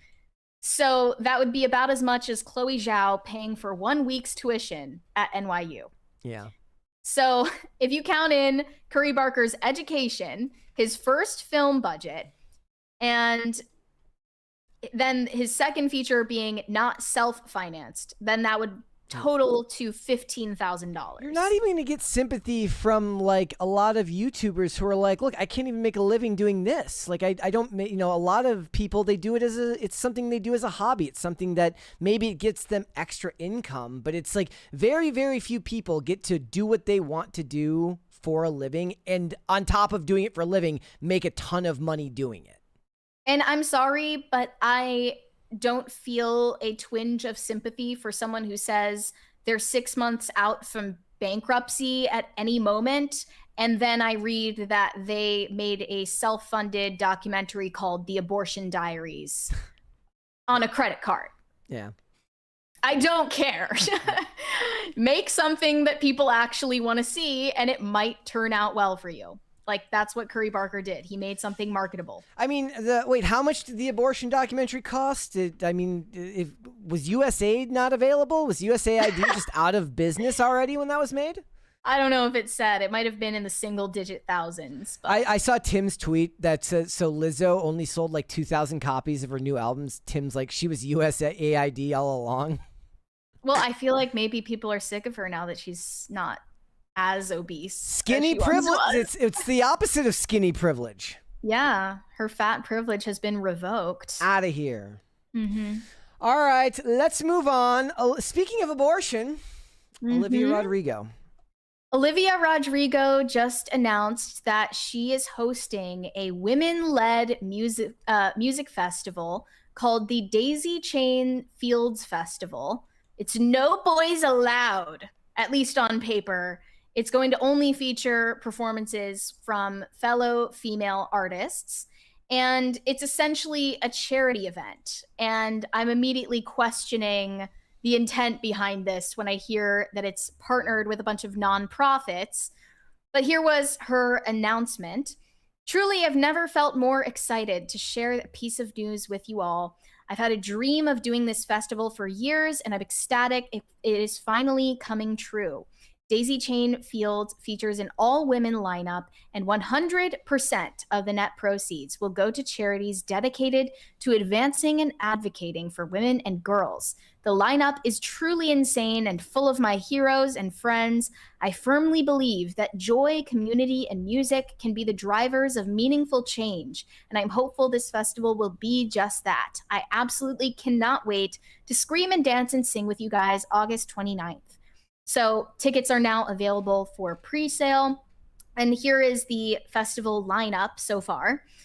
Of course, I think she's headlining, but there's also Bikini Kill, Chapel Roan, Die Spitz, Dochi, Eli, Garbage, Cat's Eye, Mitski, Not for Radio, Quiet Light, Rachel Chinori, I don't know how to pronounce that, Santigold, The Breeders, with special guests Karen O, Sarah McLachlan, and Stevie Nicks.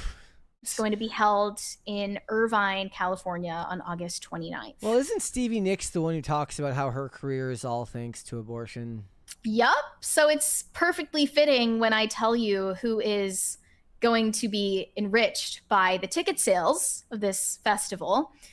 If you go to the nonprofit partnership page on the Daisy Chain Fields website, you'll see listed, first off, relatively non-controversial, at least on the surface, Baby to Baby, which provides children in need with diapers, formula, clothing, and basic necessities that every child deserves. So that sounds relatively inoffensive, right? And then we've got the Johns Hopkins Center for Indigenous Health, which brings together Indigenous knowledge, community wisdom, and public health practice to advance health equity and support thriving, healthier, and stronger Indigenous communities worldwide. Does this just mean free health care for people who aren't white? Yes, Okay. Probably. You know, whatever. We've got the Black Mamas Matter Alliance, which is the nation's premier Black maternal health organization, ensuring that all Black mamas have the rights, respect, and resources to thrive before, during, and after pregnancy. We've got the National Domestic Workers Alliance, advocating for the rights, protections, and dignity of millions of domestic workers while building an economy where workers are valued and every family can access the care they need and deserve. So it's just communist slop.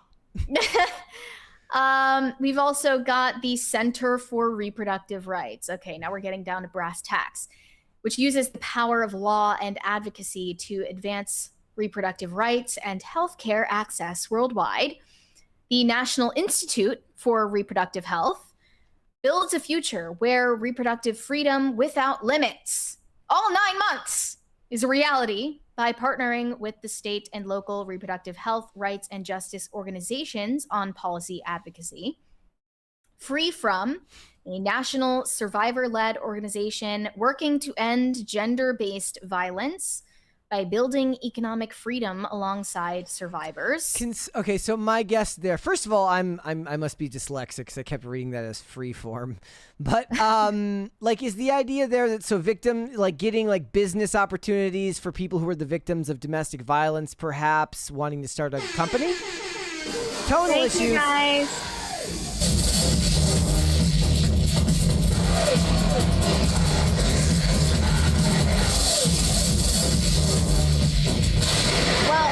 I think we can safely guess that most of this money is going to provide a salary for people who work at nonprofits rather than for the people they claim to assist. Yeah. But sure, in theory, what you said sounds accurate. Yes, And continue. we've also got the National Women's Law Center, which defends and protects the rights and freedoms of women, girls, and the LGBTQ plus community through law, policy, and culture change, with a particular focus on addressing the inequities faced by women of color and low-income women and families.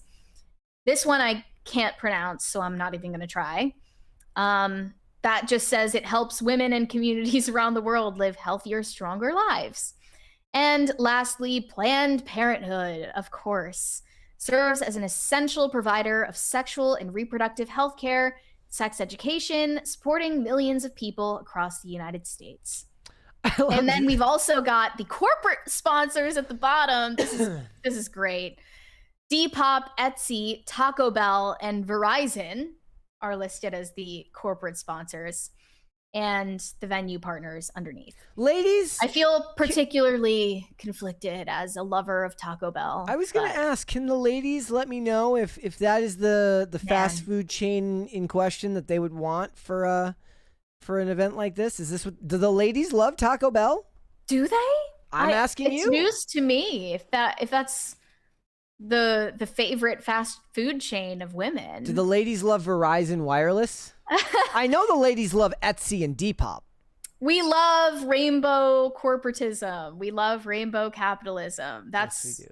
Kind of what this is. Or at least it's pink corporatism this time. Yes. So yeah, this is not a surprise at all, coming from the same artist who handed out Plan B pills, condoms, and lube to her mostly underage audience on the Guts tour. Are there free? Not surprised whatsoever. Are there free little baby dresses for all the women? Yeah, is she going to be handing out baby doll dresses in her care package at the music festival? I guess it remains to be seen. But yeah, also, of course, not surprising that Stevie Nicks is on the lineup. She's a major abortion ideologue. Somebody's gonna have to go and look. The thing is, you can never be woke enough. I saw comments that were mad at her because she did an interview with Anthony Fantano. So they said that she's like, I don't know if they're still in that comment section there, but basically saying like, you platformed a known racist and misogynist. You're not a girl's girl. There's this one where it's literally such deep lore. I have no idea what it means, where it says the same Eli who bullied Taylor and specifically stated this, by the way, a girl's girl, they said. No idea what they're talking about. All I know is like shit like that is the reason why women will never have solidarity, because there's always some fucking drama that gets in the way. Like all the comments are about this, and there's all sorts of comments that are basically talking about how dare you have on, or how dare you do this after doing an interview with Anthony Fantano because you were platforming hate. Because of some dude who's a music critic. Well, you know, the reason why this isn't woke enough for me is that, of course, they're going to let men buy tickets. Then it's not a safe space for women. Yes. Obviously. It can only be truly a festival that supports female empowerment if only women can buy tickets. And people who identify as women, I guess. What's Somber doing? Let's get Somber over there. I saw Indy Navarette with Somber recently. Oh, really? Yeah, you didn't see that? She was like... That's deeply disturbing. Isn't it, though? She was like Somber was performing, and she was like there dancing, and it was like the most current thing and the other most current thing you could possibly be in a giant cacophony of current thingness. Gosh. Current thingness. I can't, like, everyone's calling her mother, but then everybody has to then argue about her being, you know, not a girl's girl enough. You would think that donating every last cent to charity would be woke enough. It's not. Because if she even attempted to make $1 off of this festival, people would come for her throat. Yeah. But no, clearly she cannot win with that crowd that she has courted. That is her fan base. That show is going to be hilarious. I can guarantee you that. But look, I want to say, while I have a chance, it's surprising still to me that Olivia Rodrigo seems to be the most marketable Gen Z pop star out there. Mm-hmm. As we've said before, she's the highest ticket selling Gen Z performer. And I don't get it, because she is the ultimate corporate product. She doesn't have the vocal abilities, in my opinion, to justify it. And she doesn't seem to have much artistic originality. She doesn't seem to be very bright when she's expected to explain any of her artistic decisions. They're completely meaningless and derivative from artists that came before her, some of whom are on the list of people performing at this festival. I she saw just this doesn't one. have just a shred of originality in her body. Who is Eli? And I know that sounds out of nowhere. Well, let's find out. It says, why is Olivia inviting Eli, the child of a billionaire who said that Taylor slept her way to the top of the industry when she was a teenager, into this festival? What a disgusting decision. I'm glad this came up because Eli is a male. Eli is biologically male. And that kind of negates the entire premise of it being an all-female music festival. But anyway, Eli, born Eli Lieb, is a trans pop singer-songwriter from Massachusetts who rose to fame under the TikTok handle Journal of a Doll. Of course, calls himself a doll. Known for her early 2000s aesthetic and raw, nostalgic pop sound, she blends influences from icons like Ariana Grande, Mariah Carey, and Britney Spears. Let me see. Where's the billionaire dad? I don't know who the billionaire. This one says the same Eli who had an Instagram meltdown. Literally birds of the same feather. Ladies just have so much brain power for this type of stuff. I don't know how you guys do it. Eli Lieb. I'm not going to settle until I find out who this person's dad is. It's all very... I'm not seeing that detail anywhere. Don't know. I guess if anyone in the comments can enlighten us, please do. But yeah, it's an all-female lineup with a dude on it. Great. Can the bros have like? I mean, I think the bros can have the all bros festival where the cause as long as Elliot Page is on the lineup, then it all would be equal. Of course. And the money can all go to like buying GTA 6 because it's gonna be so expensive. Activities. Yeah, to bro causes. Like buying GTA 6 because it's probably gonna cost it's apparently gonna cost a fortune. I saw people talking about that earlier today. And getting your IMAX tickets for the next Nolan movie.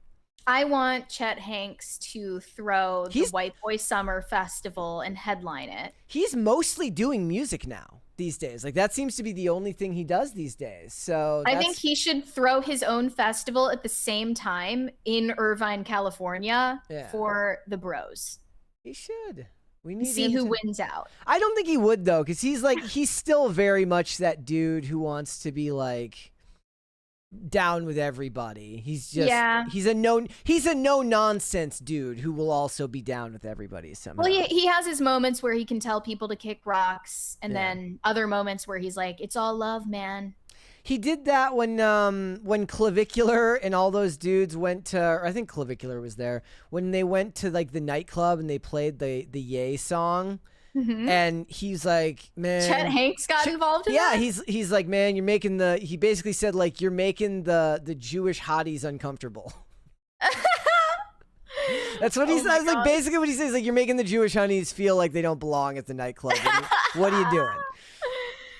Oh man. I feel like he will be the Snoop Dogg of his era when it's all said and done. We can only hope. Yeah. Okay, let's read some super chats. Shane H. Wilder said, "Happy Wednesday, Brett and Mary. Update: Sean won his 3-person head-to-head American Ninja Warrior race and made it look easy. Next is national semifinals." That's awesome. Well, that's exciting.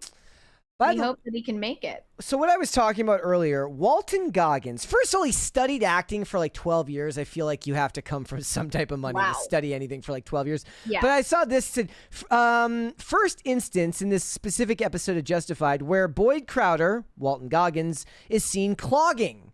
And I was watching it and I was like, he's really good at that. Like, it didn't look like they cut the shot. Like, he just like... What is clogging? It's like the dancing, you're kicking the ground and stuff like that. I've never seen it. Anyways, the point being, he looked really good at it, and I didn't see a camera cut, right? So either he practiced it a lot, or he had experience. It says, clogging, a traditional folk dance popular in the South. Goggins, who was born in Alabama and grew up in Georgia, was a champion clogger in his youth and opened for blues legend B.B. King, whose publicist happened to be his aunt. Goggins' aunt. Oh my gosh. For his shows at the Fulton County Jail in Atlanta. So there you go. So I was like, so he just so happened to have an aunt who was a publicist who worked with celebrities. So not to say, I don't know if that contributed to anything, but at the very least, it probably contributed to his desire to be in the industry. Yeah. Brian Bledsoe said, anything special for episode 1100 or wait until 1500? I never thought about that. How far are we from 20 episodes away? I still like the idea of celebrating every 100 episodes because it's a milestone. Yeah, why not? Shane H. Wilder, let me get my conspiracy cap out of my bug out bag. There you go. Weary Traveler said, my personal. Oh, that was about Brett being in the FBI. I got it. Yes. Brian Bledsoe said, it looks like Tom Cruise will be going back to a Les Grossman type in Tropic Thunder for Digger later this year. I mean, I might see it, I guess. You know, maybe just out of pure pressure. Now you doth protest. Because everybody thinks that I love Tom Cruise so much, so now I have to keep up the bit. You do. I like his attitude, and I think he picks the right projects. He has a can-do attitude. But I like watching Alan Ritchson act too. It doesn't mean I like Alan Ritchson. Of course, he's annoying. Greg Duvier said, and Olivia is the NSA. She controls and watches all of Timcast members' Discord communications. That's true. She's logging all of it for the dossier, certainly.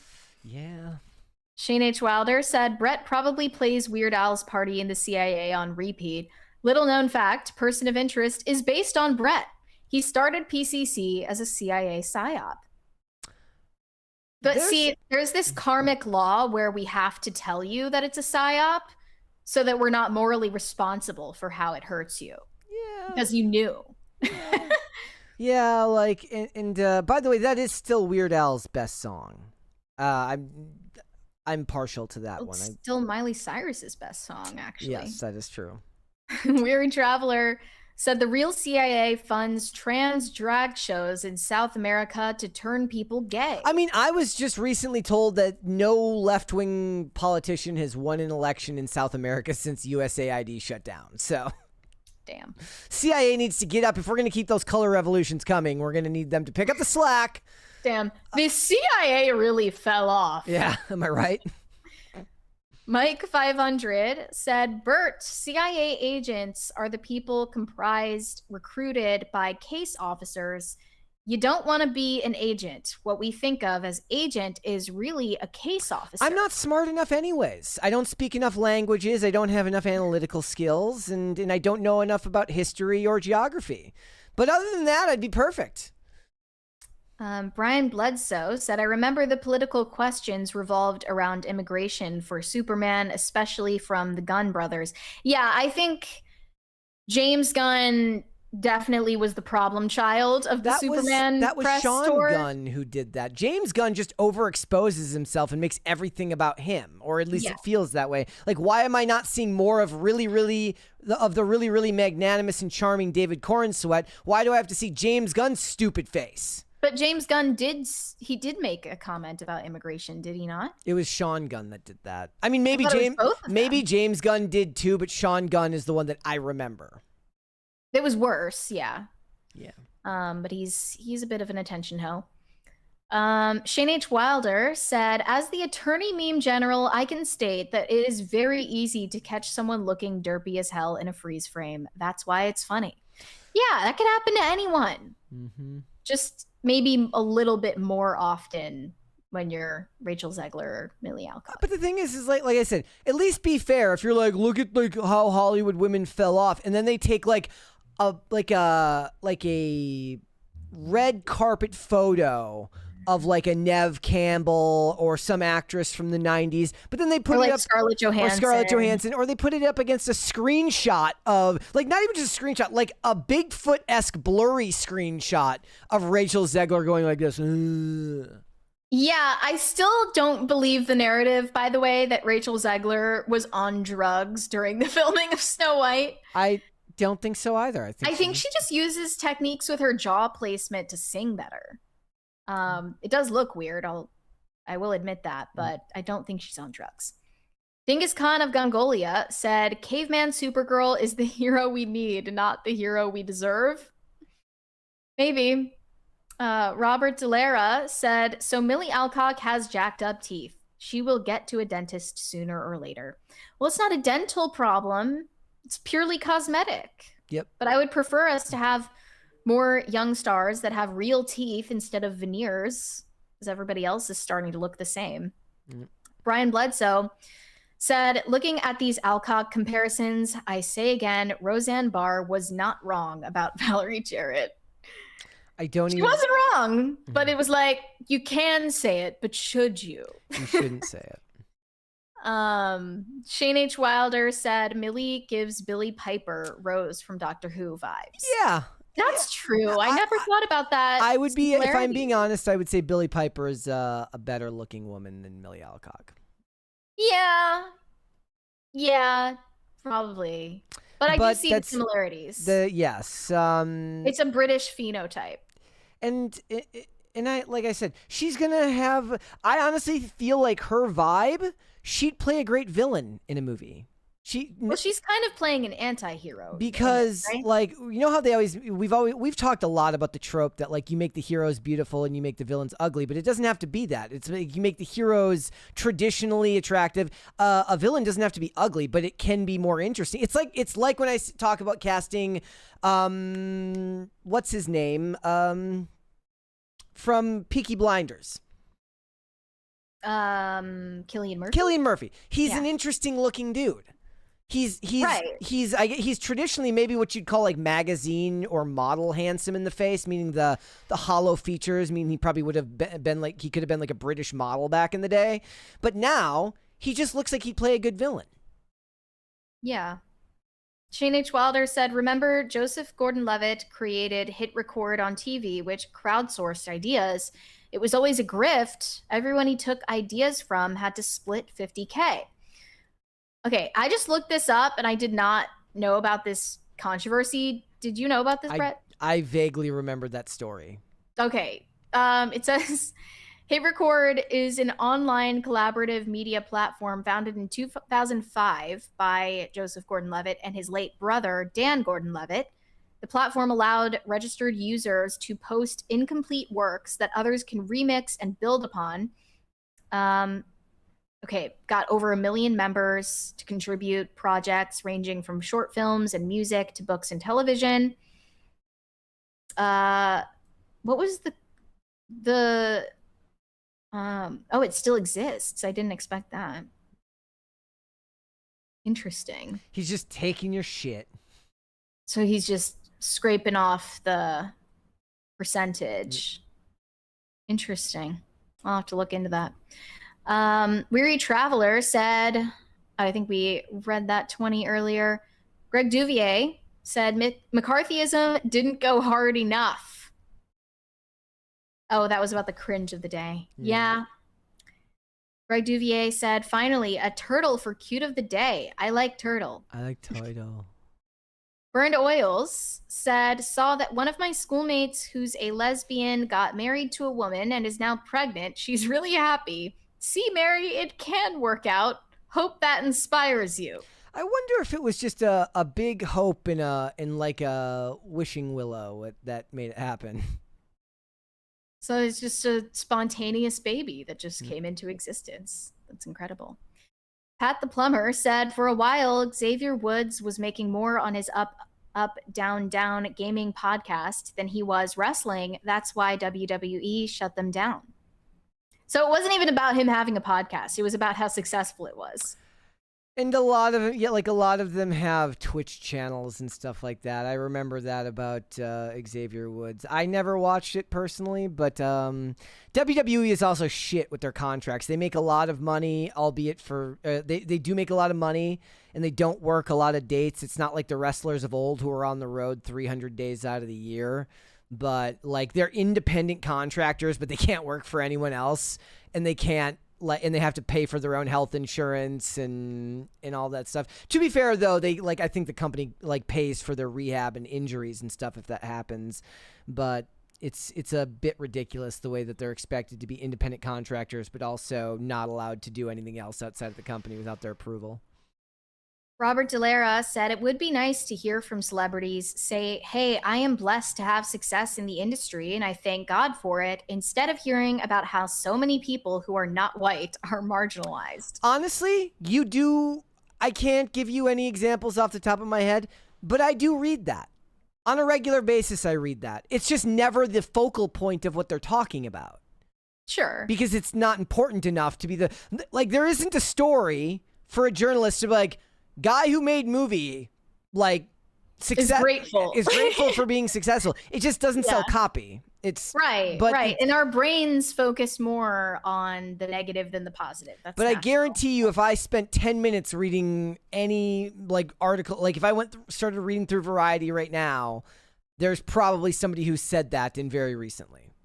But there is just sort of this unspoken assumption that people in creative fields belong to this upper echelon of the human species and therefore just deserve to be to have patronage gifted to them simply for being artists, and has no correlation to what they're making. They believe they should have all the patronage that was granted to artists of the prior era, but none of the limits on creative control that they were subject to in, the Renaissance era, me and you have had that discussion ad nauseum on this channel, and I've made that point all the time, that as long as you're making corporate art, you're going to be beholden to the dude holding the purse strings. And does that guy know what's best for the movie? Maybe not. Depends on the story there. Depends on how Luca Guadagnino you want to get on it and get really abstract and weird. And eventually you end up making something that is for nobody, or for such a small audience that nobody cares. But when you get to the big budget stuff, it's not that way. I remember watching this piece about the show Ghost Whisperer, if anybody remembers that show. And the guy who made it, the showrunner, who seemed to be a very rational, down-to-earth person, understand that he was working for a company. He would push back when he really, really wanted to do something specifically for the show, but he also relented a lot. And the thing is CBS, they had the receipts. They had analytics and data to back up their reasoning for everything that they wanted to do. Minor ratings changes in shows that weren't even theirs affected how their show would be shot. And for instance, they did not want overarching story plots because it was a network television show. They didn't want it to be serialized because theoretically you want the show to go on for as many seasons as you can get it to. But by season 5, people aren't tuning in new because nobody would know what the hell is going on. So he had to fight to have serialized segments of episodes in some of the seasons where there's a 3-episode arc that has one long story.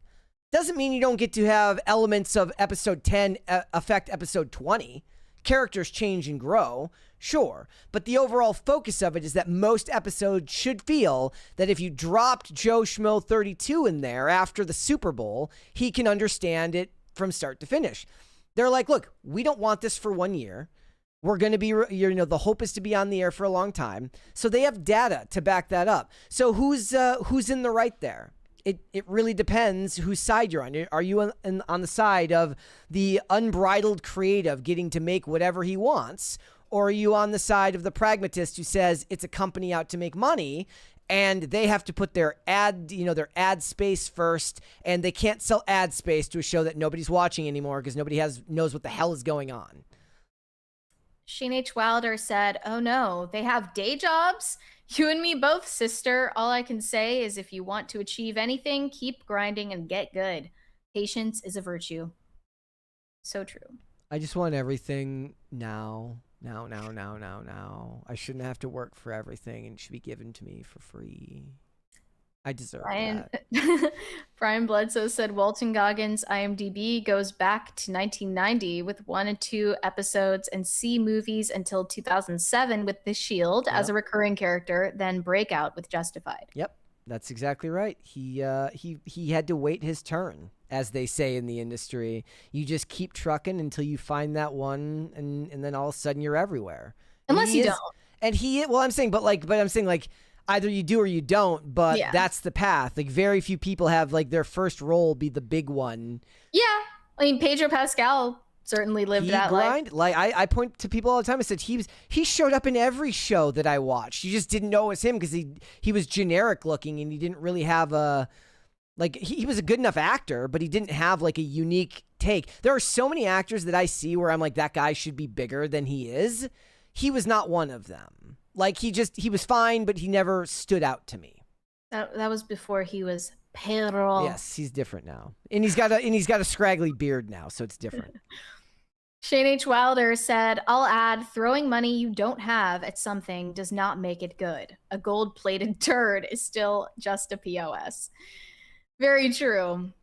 But they think like, oh, like, feel bad for me. I cared so much about this abortion documentary that I put it on a credit card. And I'm on my 5th subreddit because I just love New York. Yeah. Like, fuck you. Sorry. It's just like some bitterness coming out of me. Brian Bledsoe said, timely topic on the day Roe v. Wade was overturned. Wait, can you hear that? Oh. Can you hear that? I hear Seamus Coughlin laughing in the background. I hear him singing an Irish ditty. He is at the moment. I forgot that today was the anniversary of that. Wow. Cool. Robert Delara said the Daisy Chain concert is not going to help one person. Taco Bell say it ain't so. Yeah. Shane H. Wilder said et tu Taco Bell. I feel personally betrayed. Nah, right Taco Bell, make your money. I thought Taco Bell was for the babies. It's not. You know? They're not. I thought that Taco Bell loved unborn children, but apparently not. Not that Jon Stewart with the 20 says, wow, that's crazy. I didn't know that. Robert said, met Indy in 22 in Vegas at a lobby bar, recognized her from Soups, said, I loved the show. She was shocked and thanked me, said I made her day, got a pic. That's awesome. Did she call you a chud? Did she say, get away from me, chud? Superheroes are stupid. Go back to your mom's. Don't tell anyone I said Go that. back to your mom's basement. Shane H. Wilder said, please say Garbage will play Stupid Girl. I am unfamiliar with their work. Mm-hmm. Boston said, $2 for the correct Karen Dime piece, Mary, Christ is King. Thank you. Moon at Noon said... Mood. Oh, that's just a sticker. Okay. It's a sticker. Thank you. Shane H. Wilder said, you better do something for episode 1100 because I'm already working on something for it. It's tradition. Tradition matters here. I mean, we assumed that would be a thing. Correct. Mm-hmm. I know Brett's really excited to change the color of the episode font, the episode thumbnail. Yes. Typeface. I am. I'm very excited about that for the audio platform. Just because of your own internal logic. But that's fine. You take what you can get. I'm not changing the color on an odd episode. I can barely stomach doing it on 1100. The fact that I didn't... In fact, if I was really neurotic, I'd go back to episode 1000 and then just remake the ones from 1001 to 1000, whatever we're on now, 80. High Voltage 75 said, did you see the trailer for Jenna Ortega's new movie, Clara and the Sun? Just sounds pretentious. The title does sound pretentious. It's for the letterboxed Americans. I bookmarked it. I haven't watched it yet. I did see some people with mixed feelings because of Taika Waititi. Oh my God. Even worse. They're saying, you know, why is he making it in this like quirky slapstick sort of comedy, That's his or like thing. a heartfelt comedy when it's like darker subject matter or something. But they were like, Taika's gonna Taika. Like, I don't know what to make of it yet, but That's his thing. He loves to make movies with themes and tones that are incongruous. Amy Adams and Jenna Ortega is not a pairing I would have foreseen in a movie, so that'll be They interesting. probably sat around and talked about what obscure Russian movies they loved from the 1960s. I bet. No, Jenna Ortega was like, "Ugh, I wish Winona Ryder were here." And she's because like, Amy Adams just doesn't care about cinema. she's like, Amy Adams, like, I really loved you in Arrival. Like, that one really spoke to me more than Disclosure Day. And then I wonder if she ever asked Winona Ryder about Jamiroquai. Wait, did we ever talk about that on air, or were we just like dying over that off air? I feel like I don't think we talked about it on air because Jamiroquai isn't important enough to make. Okay, it's just guys, look up what Jamiroquai said about why his relationship with Winona Ryder didn't work out. He's like, oh no, my wife's tits are too big and she just wants to bone all the time. It's so difficult to be me. So he divorced I want to her. see if I can find the quote. Apparently Jamiroquai's like really famous over there. Like I didn't know that, but in the UK? Yeah, like they're like one of the biggest artists over there. I think this has turned into like a famous quote, so maybe some of you have seen it already. But yeah, this says in a 2005 at FHM magazine interview, Jamiroquai described his brief 2003 fling with Winona Ryder by stating she had enormous breasts and a habit of constantly wanting to play hide the sausage, which he called exhausting. He's just like, it's so difficult. He's like, Okay, this is the I think this is the whole thing. Wait.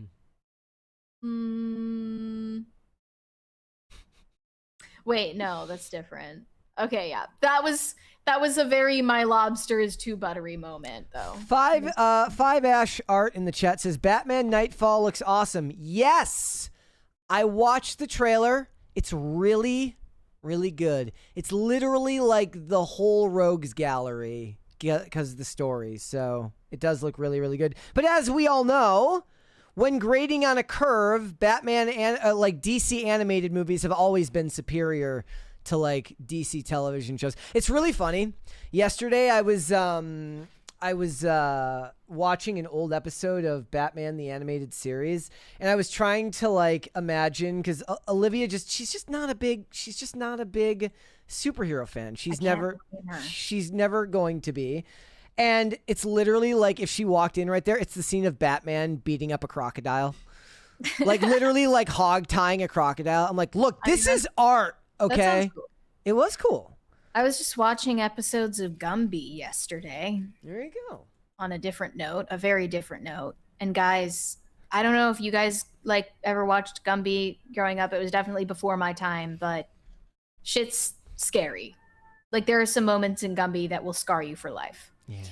Pop Culture Junkie said in 2026, the most successful showrunners have mastered the episodic series that is just the right amount of serialized elements. Very tough to do. Yep.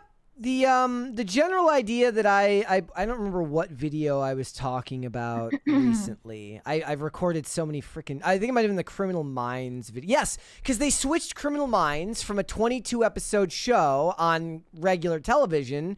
When it went to Paramount Plus, it became 10 episodes and they're an hour long. And I just want to throw up and retch and violently shake until I pass out and die. Like, I don't want to watch 10 bland hour-long episodes. And the point what I was talking about was like the showrunners of the past, the article that I was talking about in the Paget Brewster thing, where like the critique was basically like, I want more of your show, not less.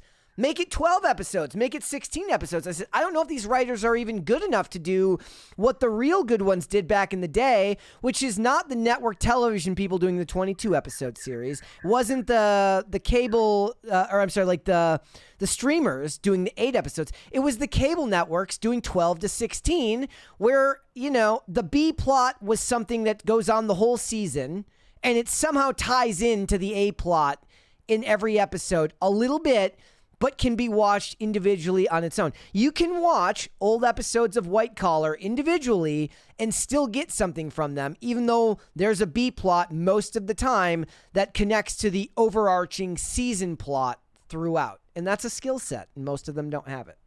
I just had to mute myself for like the last minute because of sirens. They're always out over there. Ugh, All okay, right. There any more? We have an amusing super chat from Stefan Buttle that I'm not sure I should read out loud, but Brett, if you would like to do the honors, you may. No, I avoid those. Okay, yeah. But to be fair, I would do that for any religion. Do we have any on Rumble that we? Yes, let me go check Rumble. I do want to apologize, even if there are no Rumble rants. Yesterday we were Yesterday we were so busy, like on the show, that like I didn't even check Rumble. So if there were any Rumble rants yesterday, I do apologize, guys. But I do see that DJ Dubs says Batman Nightfall is the backbreak arc. Yeah, with Bane. But from what I understand, Bane lets out all of the Arkham Asylum, lets out every patient from Arkham. So it's like a really, really good story. I'm looking forward to it. I'm going to watch that one when it comes out. So, all right. Mary, where can they find you? You guys can send me validation on Instagram. That is Mary Archived. Or you can send me hate on X. That is also Mary Archived. And help me get TikTok famous. That is also Mary Archived. Okay. If you guys want to follow me, I'm on Instagram and on X at Brett Dasovic on both of those platforms. PCC is live 5 days a week, Monday through Friday, 3 p.m. Eastern Standard Time, which is, of course, noon Pacific.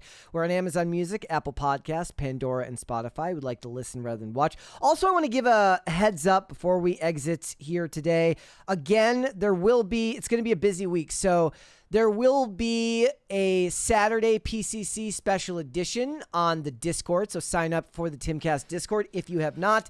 That's at 7 p.m., so look out for that. Also, just as an aside, since I've got you here, I wanted to draw your attention. I have a video coming out tomorrow. It wasn't a news video. Basically, I had this idea kicking around in my head, talking about the concept of why I believe, because Tim, whenever I'm on IRL, which of course I will be on again tonight, Tim thinks that AI music is basically going to It's gonna take over, it's man. Gonna end the industry, and I've got my own thoughts on that are different. It's not connected to the ethics of AI. It's not connected to how, it's amalgamation of a bunch of voices, but it has more to do with why I believe that AI music will never replace human artists, and it connects more to the humanity of it. And it's just an idea I've had for a long, long time, and I finally got around to actually making that video. So if you could, tomorrow at noon, that video will be coming out. It won't be something from this podcast, so it's different content entirely, and I would appreciate it greatly if you went and checked that one out as well. If you want to follow us on social media, we are on Twix at popculture_show, Facebook at popculturecrisis, Instagram at popculturecrisispod. One more from Stefan Buttle says, for Mary to move out of the hood. And another one Move from out Shane. of the hood? Well, because the sirens. Oh, okay. And one more from Shane H. Wilder, who says, Gumby is creepy as F. Yeah, I just watched it on a whim the other day because I was like, oh, that was a fun little thing I watched as a kid. It was not fun as an adult. Yeah. By the way, before we sign off, I just want to mention there is a new episode on a internet show that you should not watch, which is about prom culture. And we're watching promposals, send-offs, all of that stuff, all the cringe. Not entirely sure how offensive it is yet because I haven't watched like what made it into the final edit. But yeah, that's a fun one. If you guys are interested, don't watch it. All right. With that being said, ladies and gentlemen, we will be back with another episode tomorrow. We will see you then. Bye, everybody.